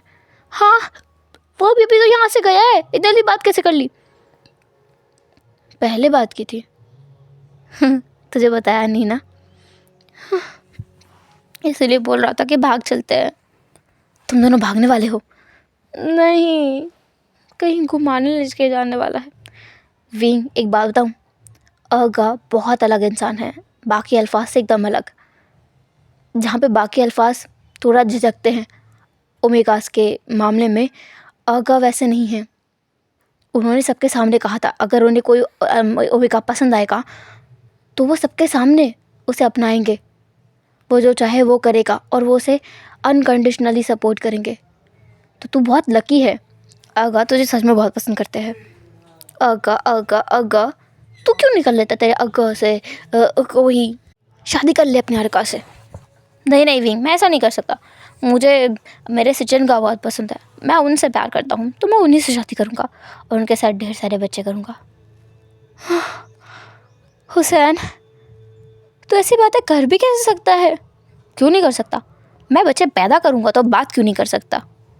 विंग, ऐसा मत कहना कि तुझे ये सब कुछ समझ नहीं आ रहा है। तेरा मतलब ओमेगा ऐसी बातें नहीं कर सकते। मेरा वो मतलब नहीं है। वैसे मुझे नहीं पता है कि एक ओमेगा और अल्फा के बीच का रिश्ता कैसा होता है। अब इसमें कौन सी बड़ी बात है, मेरे पास बहुत सारी किताबें हैं, मैं तुझे ला कर देता हूँ। न्यूसन तुरंत ही विंग को ला के कुछ किताबें देता है। विंग उन्हें देखकर बोलता है, हाँ, ये चीज़ क्या है? ये देखकर मुझे कुछ अलग क्यों महसूस हो रहा है? तू बेवकूफ़ है। सच में विंग, तुम्हें कुछ भी नहीं पता है। ये देख करके अलग महसूस होगा ही ना, करने का मन करेगा। हाँ, ची ची ची ची। क्या ची ची? हाँ, तेरा कुछ नहीं हो सकता। हुसैन, मुझे ये बता कि ये जो ओमेगा और अल्फा की सेंट का जो मामला है वो क्या है? फेरोमोन्स होते हैं, वो चीज़ क्या होती है? तुझे नहीं पता? मैं बताता हूँ। ऐसा बोलकर न्यूसन विंग के कॉलर को हटा देता है और अपने कॉलर को भी वो हटा देता है। देन वो बोलता है, एक गहरी सांस ले। विंग वैसा ही करता है। फिर न्यूसन विंग को अपने फेरोमोन्स को रिलीज़ करना बताता है। विंग जैसे उसे रिलीज़ करता है तो वो देखता है कि इसमें बहुत मीठी सी खुशबू आ रही है। विंग कहता है, ये खुशबू तो बहुत ज़्यादा अच्छी है। विंग, तू अपनी फ्रेगनेंस को इतना अच्छा मान रहा है? मैंने पहली बार किसी ओमेगा को देखा है जो अपने हॉर्मोन्स को पसंद करता है। हमें अपने आप से प्यार करना चाहिए हुसैन। ज़रूरी थोड़ी है हम हमेशा दूसरों से प्यार करें। अगर ये मेरे फेरोमोन्स हैं, मुझे पसंद है। विंग की बात पर न्यूसन कहता है, मुझे भी पसंद है। मेरे फेरोमोन्स ये वाले हैं। न्यूसन अपने फेरोमोन्स रिलीज़ करता है। विंग कहता है, इनकी खुशबू भी बहुत अच्छी है, बहुत अच्छे फेरोमोन्स हैं। न्यूसन कहता है, पर याद रखना विंग, हमेशा कॉलर पहन के रखना और किसी अल्फ़ा के सामने अपने फेरोमोन्स को कभी भी रिलीज़ मत करना, ये बहुत ख़तरनाक हो सकता है। विंग कहता है, समझ गया। पर विंग, हम अपने फेरोमोन्स को अपनी ताकत बना सकते हैं। अल्फ़ास के पास में बहुत ज़्यादा पावर होती है उनकी बॉडीज़ में, वो किसी को मार भी सकते हैं। पर ओमेगास के पास अपनी एक अलग पावर है, वो है सेडक्शन। अगर तू ये सीख ले तो हो सकता है फ्यूचर में हेल्प मिल जाए।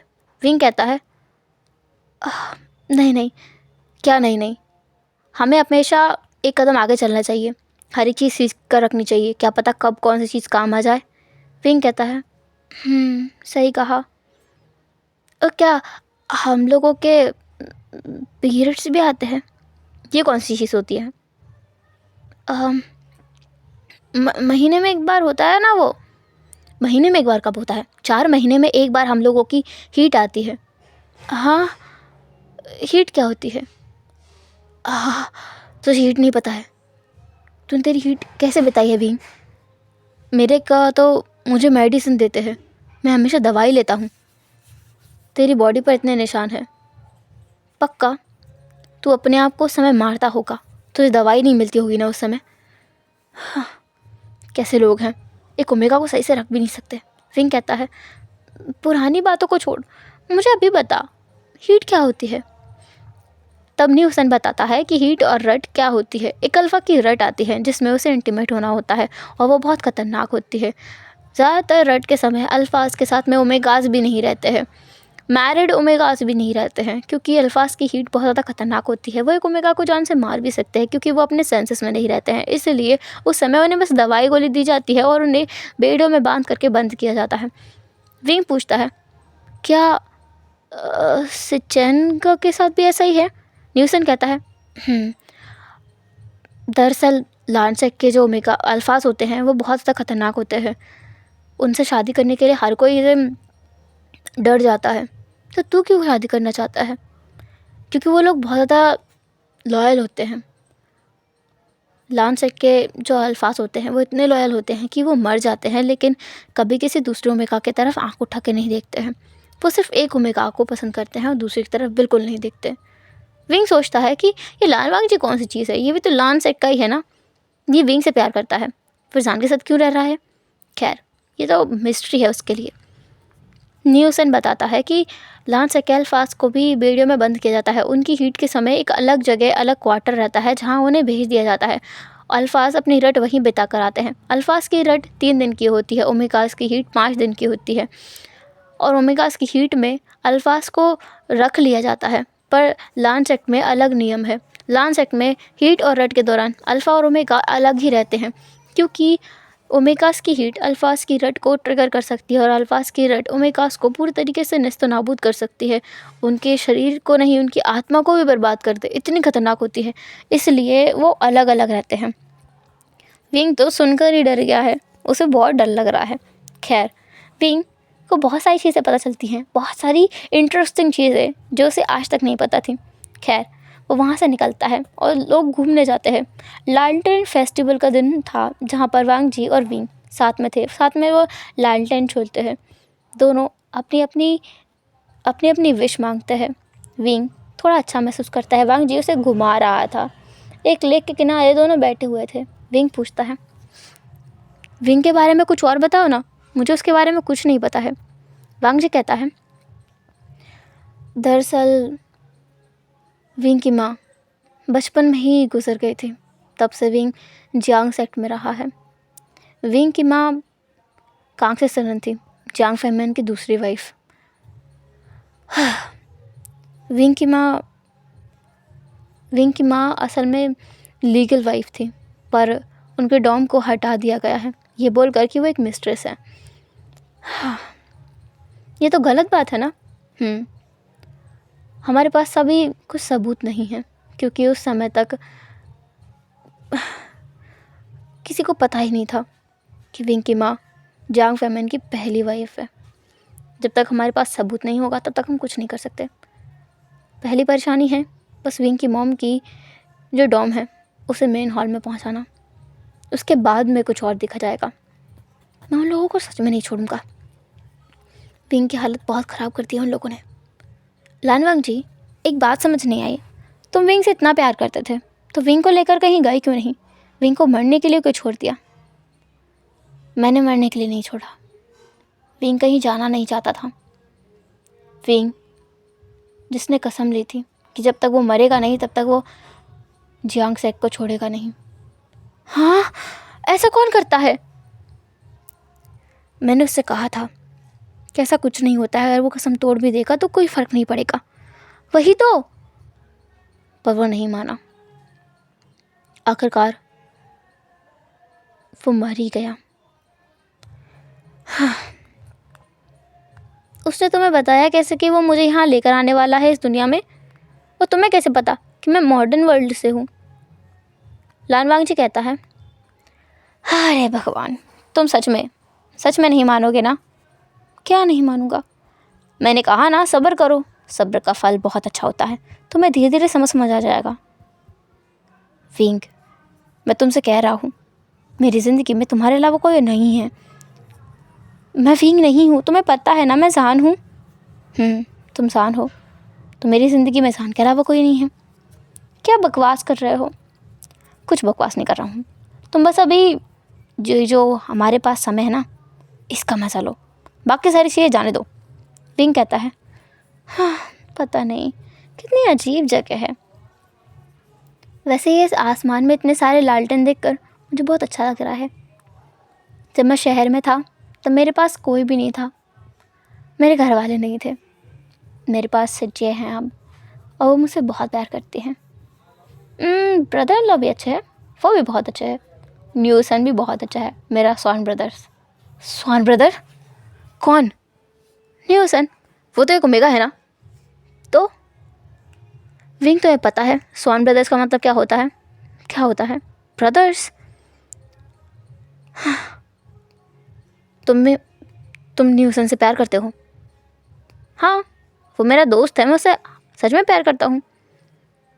विंग, वांग जी को गुस्सा आ रहा था। वांग जी का गुस्सा विंग देख सकता है उसकी आंखों में, पर विंग को समझ नहीं आया कि किस चीज़ का गुस्सा। वांग जी वहाँ से उठ के चला गया है।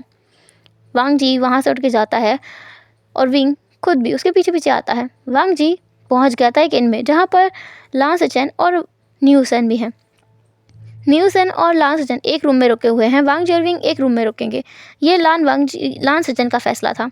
खैर जब वो दोनों वापस आते हैं तो लान सेचेन पूछते हैं, क्या हुआ तुम दोनों को, कुछ अच्छे नहीं लग रहे हो तुम दोनों। न्यू सेन कहता है, विंग क्या हुआ है, कुछ नहीं, मैंने बस इतना कहा कि मैं तुमसे प्यार करता हूँ, इसलिए इसका मुंह उतर गया, मुझे क्या पता क्या हो रहा है। न्यू सेन तुरंत विंग की तरफ देखकर बोलता है, हाँ विंग तुम मुझसे प्यार करता है। हाँ हम दोनों स्वॉन ब्रदर्स हैं ना। लान सेचेन तुरंत न्यू सेन की तरफ देख के बोलते हैं, तुम दोनों स्वॉन ब्रदर्स हो। न्यू सेन कहता है, विंग तो खुद का रिश्ता तो बर्बाद करने ही वाला है, मेरे पीछे क्यों पड़ा हुआ है। सेचेन का बात वो नहीं है, स्वॉन ब्रदर्स मतलब वो मेरे भाई की तरह है, बहुत अच्छा दोस्त, बहुत बहुत बहुत अच्छा दोस्त, पर दोस्त से ज़्यादा कुछ नहीं। मैं सिर्फ आपसे प्यार करता हूँ, उससे नहीं। हुसैन क्या हुसैन, तू मुझे मरवा के रहेगा। विंग को पकड़ के न्यू सेन साइड में लेके आके बोलता है, तुझे पता है स्वॉन ब्रदर्स का मतलब क्या होता है। क्या होता है, ब्रदर्स हैं और क्या है। मतलब हम दोनों शादी करने वाले हैं। हाँ क्या बकवास है, हम दोनों क्यों शादी करेंगे। स्वॉन ब्रदर्स का यही मतलब होता है, रोमांटिक रिलेशनशिप होता है। क्या बकवास है, ऐसा भी कुछ होता है। कितना अजब अजब नियम है। अब किसी और से मत बोलना कि हम दोनों स्वॉन ब्रदर्स हैं, ठीक है। मैं सचिन को समझा के आता हूँ, और तू वांग जी को बता कि ऐसा कुछ नहीं है। मैं क्यों बताऊँ, प्लीज़ बता देना। हाँ ठीक है मैं जा रहा हूँ। विंग वांग जी के रूम में आता है। वांग जी विंग को तुरंत गेट पे पुश कर देता है, बोलता है, तुम स्वॉन ब्रदर्स हो। हम दोनों स्वॉन ब्रदर्स हैं, ब्रदर्स की तरह, ना कि रोमांटिकली। कुछ भी सोचते रहते हो तुम। हाँ विंग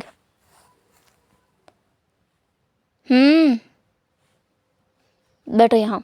विंग को वहीं बिठाकर वांग जी विंग के हाथ को पकड़ता है और उसे स्पिरिचुअल एनर्जी पास करने लगता है। विंग बोलता है, तुम कर क्या रहे हो। स्पिरिचुअल एनर्जी दे रहा हूँ। पर क्यों। यूं ही वांग जी स्पिरिचुअल एनर्जी पास करने के बाद में विंग को वहीं लिटा देता है और उसके ऊपर आते हुए बोलता है, विंग क्या तो जब मुझे देखते हो तुम्हें कुछ भी महसूस नहीं होता है। तुम किस बारे में बात कर रहे हो। विंग हम दोनों बॉन्डेड हैं, तुम्हें जो महसूस होता है मैं वो महसूस कर सकता हूँ। हाँ तुम्हारा मतलब क्या है। तुम्हारे दिल की धड़कनें बढ़ी हुई हैं, तुम मुझे देख करके थोड़ा अलग महसूस करते हो, है ना। तुम्हें कैसे पता। मैंने कहा ना हम दोनों बॉन्डेड हैं, तुम जो भी महसूस करते हो वो मुझे महसूस होता है। तुम्हें जब चोट लगती है तो मुझे दर्द होता है। क्या। जब तुम्हें उस दिन अपने घुटनों में चोट लगी थी तो मुझे बहुत तेज़ दर्द हुआ था। जब तुम्हें किसी ने तुम्हारे सर के पीछे मारा था मुझे उस दिन बहुत दर्द हुआ था। तुम्हें जब भी चोट लगती है मुझे दर्द होता है। हम दोनों बॉन्डेड हैं। ऐसा कैसे हो सकता है। हो सकता है, बिल्कुल हो सकता है। ये तुम्हारी मॉडर्न वर्ल्ड की तरह नहीं है, ये हमारी दुनिया है और यहाँ ऐसी बहुत सारी चीज़ें हैं जो तुमने आज तक ना तो सुनी होंगी और ना ही देखी होंगी। वो सारी चीज़ें इस दुनिया में मौजूद हैं और होती हैं। विंग थोड़ा बोलता है, तुम मुझे डराने की कोशिश कर रहे हो। क्या यहाँ भूत भी होते हैं। विंग मेरा मतलब वो नहीं था, तुम बेवकूफ़ हो। ऐसा बोलकर वांग जी विंग की नोज़ को हल्का सा टैप करता है। विंग कहता है, तुम ऐसी हरकतें मत करो, मुझे अच्छा नहीं लगता। मैंने अभी भी बताया, तुम्हें जो महसूस होता है वो मैं महसूस कर सकता हूँ और तुम्हें ये अच्छा लगता है। विंग के जो चीक्स थे एकदम लाल पड़ गए थे। विंग कहता है, तुम दूर हो जाओ मुझसे। तुम्हारा मन तो कर रहा है कि तुम मेरे पास आओ और मुझे किस करो और मुंह पर कह रहे हो कि दूर हो जाओ। विंग वांग जी की चेस्ट में अपना सर छुपाते हुए बोलता है, बस करो बस करो बस करो। वांग जी विंग को गले लगाते हुए बोलता है, ठीक है अब मैं नहीं बोलूँगा। मेरा विंग बहुत क्यूट है। विंग कहता है, अच्छा एक बात बताओ, क्या विंग और तुम्हारे बीच बहुत अच्छे रिलेशनशिप थे? वांग जी कहता है, बहुत अच्छे रिलेशनशिप है, सच में बहुत अच्छे रिलेशनशिप थे। तुम बताओ, तुम तुम तुम भी क्या मेरे साथ रिलेशनशिप? नहीं नहीं, मेरा मतलब वो नहीं था, मैं तो बस यूं ही पूछ रहा था। वांग जी कहता है, ओह वैसे मैं बहुत प्यार करता हूँ तुमसे। विंग कहता है, पता है तुम विंग से बहुत प्यार करते हो, पर तुम्हें याद होना चाहिए मैं विंग नहीं हूँ, मैं जान हूँ। तुम्हारी ऐसी हरकतें करना अच्छा नहीं है। तुम सोच के देखो, तुम्हारी ऐसी हरकतें करने से हो सकता है कि सच में मुझे तुमसे प्यार हो जाए, और फिर तुम कहो कि मैं विंग नहीं हूँ, मैं जान हूँ, इसलिए तुम मुझे छोड़कर चले जाओ, तो मुझे कितना ज़्यादा दुख होगा। और मैं दुख नहीं चाहता, मैं बस अच्छे मन से खुशहाल भरी ज़िंदगी जीना चाहता हूँ। अगर मेरी लंबी ज़िंदगी नहीं है, छोटी ज़िंदगी भी है ना, तो भी मैं उसे खुशी खुशी से बिताना चाहता हूँ, दुखी नहीं रहना चाहता। वांग जी कहता है, मुझे जान से प्यार है। जान वांग जी की तरफ देखता है और बस अपना सर झुका लेता है, उसे यकीन नहीं है वांग जी की बातों पर। वांग जी कहता है, तुम्हें पता है विंग, हमारी दुनिया में जिससे हम बहुत करीब होते हैं उसका एक बर्थ नेम होता है और उसी नाम से उसे बुलाया जाता है। तुम्हारा बर्थ नेम तुम्हें पता है क्या है? विंग कहता है, क्या है? विंग? हाँ, ये तो सब लोग बुलाते हैं मुझे। यही तो गलत है, सब लोगों को नहीं बुलाना चाहिए, सिर्फ मुझे बुलाना चाहिए, और सब बुलाते हैं। ओह, वैसे तुम्हारा बर्थ नेम क्या है? लैंसन। तुम चाहो तो लंजा बुला सकते हो। विंग बोलता है, लंजा? और वांग जी तुरंत उसे गले लगा लेता है। वांग जी की आंखों में आंसू आ गए थे। इतने दिनों के बाद उसने अपना नाम सुना है विंग के मुंह से, तो उसकी आंखों में आंसू आना तो लाजमी सी बात थी। खैर, वांग जी विंग को लेकर के वहीं बैठा रहता है और काफ़ी देर तक काफ़ी सारी बातें करता है। उन दोनों के बीच का जो बॉन्ड था वो काफ़ी अच्छा हो चुका है। विंग को वांग जी को देखते से ही कुछ अलग महसूस होने लगा था। पहली बार देखने के बाद ही उसे ऐसा लग रहा था जैसे उसके और वांग जी के बीच में कोई गहरा रिश्ता है। जान को लग रहा है क्योंकि ये विंग का दिल है और विंग का दिल पहले से ही वांग जी का हो चुका है, इसीलिए उसे ये सब कुछ महसूस हो रहा है। जान खुद से ये सब कुछ फील नहीं करता है। ऐसे ही कुछ देर और बीत जाते हैं। कुछ दिन, कुछ हफ्ते, कुछ महीने यूं ही गुजर जाते हैं। वांग जी के जाने के बाद विंग अकेला अकेला महसूस करने लगा था। न्यूसन ने बहुत कोशिश की उसे चेयर अप करने की, पर ऐसा कुछ हो ही नहीं पाया। लेकिन वांग जी कुछ कुछ दिनों में वापस आया करता है विंग से बात करने के लिए, उससे मिलने के लिए। जब उसे काम होता है सेक्ट का, तो वो विंग को बताता है और विंग के लिए वो मैसेज भेजता है। वांग जी ने विंग को बटरफ्लाई मैसेज का जो मंत्र है वो भी सिखाया है, जिसके ज़रिए वो आपस में बातें करते रहते हैं। जब भी वांग जी विंग से मिलने के लिए नहीं आता है तो वो बटरफ्लाई मैसेजेस भेजा करता है और विंग भी उसी में जवाब दिया करता है। विंग के दिन तो ऐसे ही बीतने लगे हैं। कब विंग वांग जी के पूरे रंग में रंग गया उसे पता ही नहीं चला। वो पूरी तरीके से खो चुका है वांग जी के रंग में रंग कर। ऐसे ही करते करते पूरा 1 साल बीत गया है। अब न्यूसन, जो कि अपने दगा के पीछे पड़ा हुआ है, ये बोलकर कि वो बचपन से लांग सचिन से प्यार करता है और अब तक उसकी शादी नहीं हुई है और उसे शादी करने की बहुत जल्दी है। और नी मिंगजे, जो कि न्यूसन को बिल्कुल भी टॉलरेट नहीं करते, उस पर चिल्ला जाते हैं। न्यूसन फिर दूसरा रास्ता अपनाता है। वो अपनी साव साव के पास जाता है, यान ली, जो अभी प्रेग्नेंट है 3 मंथ्स। न्यूसन जो कहता है, साव साव आप कुछ करो ना, मैं बचपन से सचिन को देख रहा हूँ और अब तक मैं खुद को रोकते हुए आ रहा हूँ, पर अब मैं खुद को नहीं रोकना चाहता। साव साव आप कुछ करो ना, दगा को बोलो ना। यानली कहती है, हुसैन मैं बस बात करूँगी, उसके आगे की बात जो है वो तुम्हारे दगा की है। अगर वो मान जाते हैं तो ठीक है, नहीं मानते हैं तो तुम ज़्यादा ज़बरदस्ती मत करना। हाँ हाँ हाँ, बिल्कुल बिल्कुल, मैं नहीं करूँगा, पर आप जाकर बात तो करो। ठीक है। यानली के बात करने के बाद में नीमिंगजे सच में मान गए और नियोसन जब अपनी साव से बहुत मीठी बातें करता है, उनको मक्खन लगाने की कोशिश करता है। विंग बस नियोसन को देखता रहता है। दूसरा बम विंग के ऊपर गिरा था क्योंकि नीमिंगजे ने कहा था कि वो दोनों की शादी साथ में कराएंगे, विंग की और नियोसन की। नियोसन को ले जाकर विंग उसको खूब धुलता है अच्छे तरीके से। नियोसन कहता है, क्या है, तुम मुझे क्यों मार रहा है, इतना ज़्यादा मुझे दर्द हो रहा है। क्यों ना मारूं तुझे, हाँ, तेरी वजह से मेरी शादी भी हो रही है, तो ये बुरा है क्या? तू भी तो वांगली को पसंद करता है ना। पिंक अपने मन में सोचता है कि बात तो सही है, पर फिर भी उसे ऐसा लग रहा था कि कुछ गलत है। खैर, शादी वाला दिन रहता है। दोनों ब्राइड्स वेल के अंदर आते हैं। वांग जी और विंग साथ में लान सचिन और न्यू हसन की वेडिंग पूरी तरह से कंप्लीट होती है। वो लोग अपने वेडिंग चैम्बर में जाने वाले थे, लेकिन उससे पहले ही जियांग सेक के काफ़ी सारे लोग वहाँ आ जाते हैं।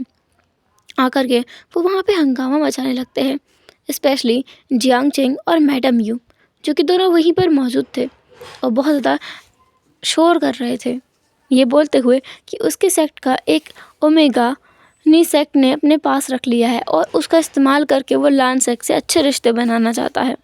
इतना ज़्यादा शोर सुनकर विंग अपनी वेल को हटाना चाहता था, पर वांग जी उसका हाथ पकड़ के बोलता है, ऐसा मत करो। विंग कहता है, क्यों? ये लोग कितना शोर कर रहे हैं, इन्हें बताना तो होगा ना, ये हमारी जगह है, और वैसे भी मैं इनका कोई सर्वेंट नहीं हूँ, मेरी अपनी ज़िंदगी है। बात करते हैं, छोड़ो।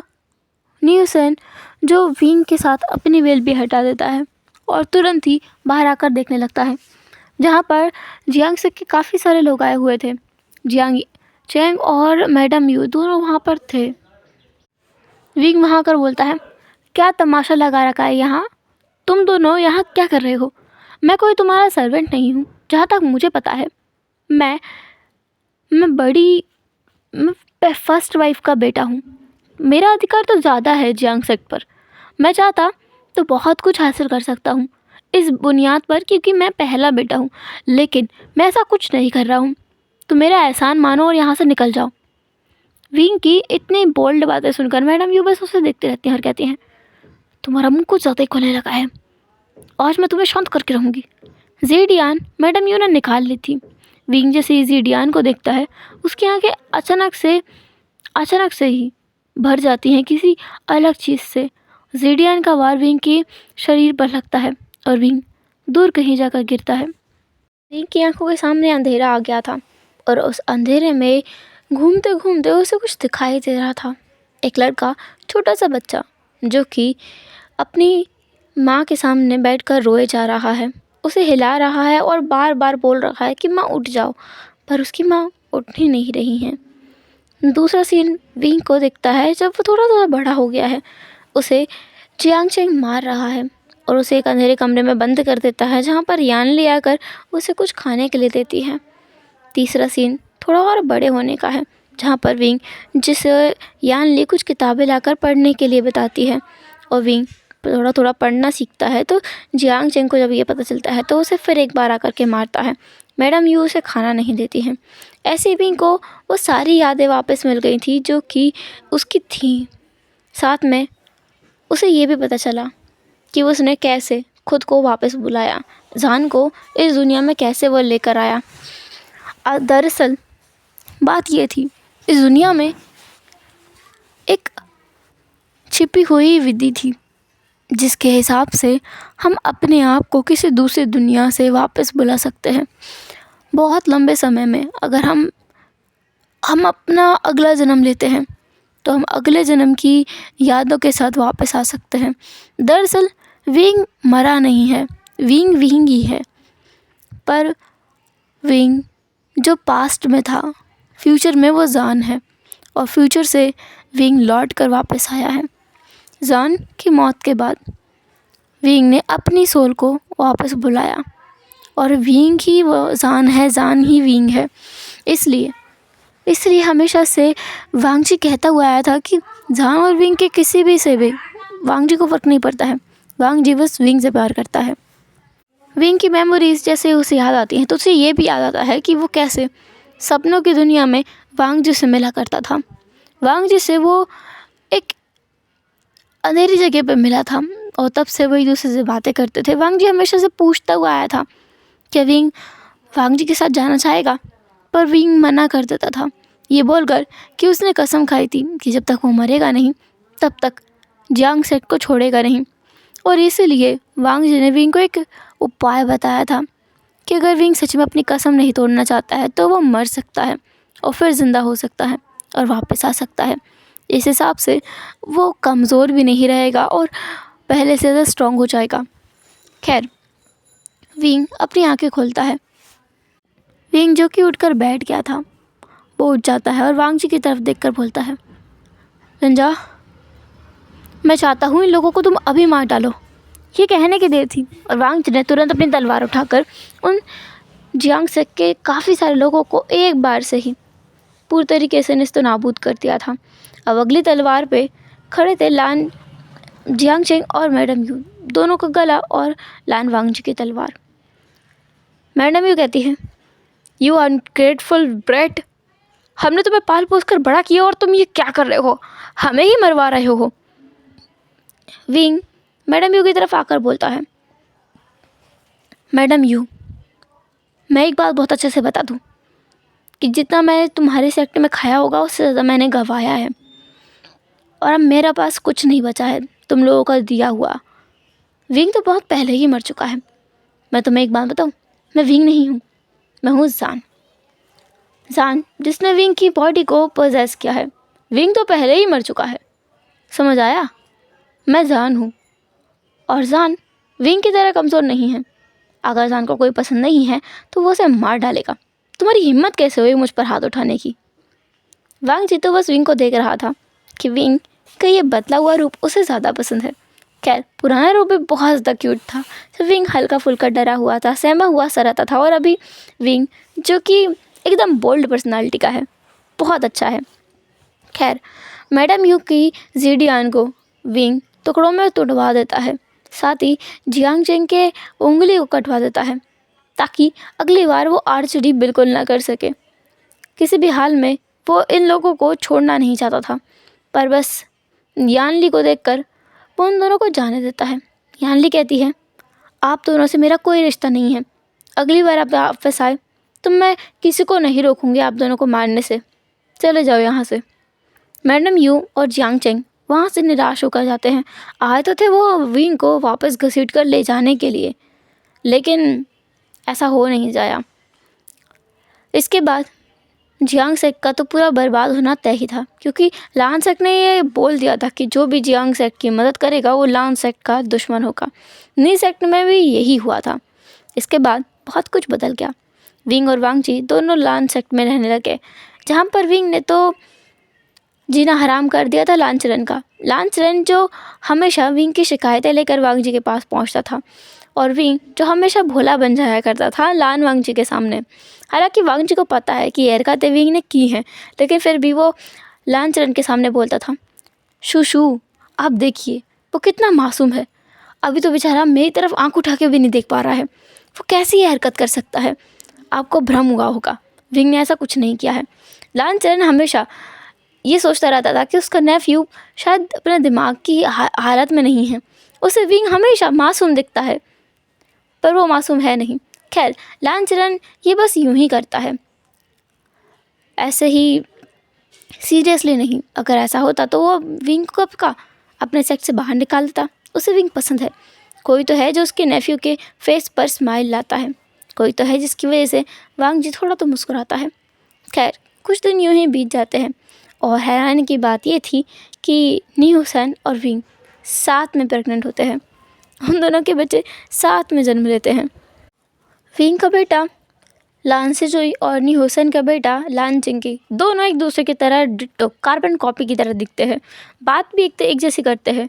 ऐसा लगता है दोनों में ही नी हुसैन और विंग की आत्मा है, क्योंकि दोनों एक जैसे तो हैं, बाकी इन दोनों से परेशान रहता है पूरा लॉन सेट, क्योंकि ये दोनों हमेशा कुछ ना कुछ ऊटपटांग हरकतें करते ही रहते हैं और अपने अपने माँ बाप के सामने एकदम मासूम बन जाते हैं। विंग जो सेकंड टाइम प्रेग्नेंट है, और हैरानी की बात यह है कि न्यूसन भी साथ में प्रेग्नेंट है। विंग और न्यूसन साथ में बैठकर अभी एप्पल्स खा रहे थे। विंग कहता है, हुसन, अगर हम दोनों एक ही फैमिली में शादी नहीं करते ना, तो हम अपने बच्चों की शादी आपस में मत करा देते। न्यूसन कहता है, आइडिया बुरा नहीं है, लेकिन अभी नहीं कर सकते, वो लोग भाई बहन हैं। सही कहा, इसलिए तो मैं कह रहा हूँ ऐसा नहीं कर सकते। पर सच में मुझे बहुत अच्छा लग रहा है कि ज़िंदगी बहुत अच्छी है। पीछे से आवाज़ आती है, विंग। वांग जी विंग को लेने के लिए आया था। वांग जी विंग के हाथ को पकड़ता है और उसे कमर पे हाथ रख के उसे बहुत ही जेंटल वे में संभाल कर घर वापस लेके जाता है। जिंगशी पहुंचकर विंग को वांग जी बिठा देता है और उसकी गोद में सर रख के बोलता है, सब कुछ ख़त्म हो गया ना विंग अब। विंग कहता है, तुम रोज़ यही सवाल पूछते हो, मैं तुम्हारे पास हूँ, अब क्या ही गलत होगा। वांग जी विंग की तरफ बस देखकर स्माइल करता है और युआन तुरंत आकर उन दोनों के बीच बैठ जाता है और तीनों बस ठहाके लगा के हंसते हैं। और इसी हंसी के साथ में हमारी आज की ये कहानी ख़त्म होती है। उम्मीद है आपको ये वन शॉट एफ पसंद आया होगा। कोई कमी रही हो तो माफ़ करना, मैं बहुत दिनों के बाद वापस आई हूँ तो एक्सप्लेन करने का तरीका थोड़ा सा बदल गया है और थोड़ा बोलने में परेशानी है, इसलिए थोड़ी और ज़्यादा दिक्कत है।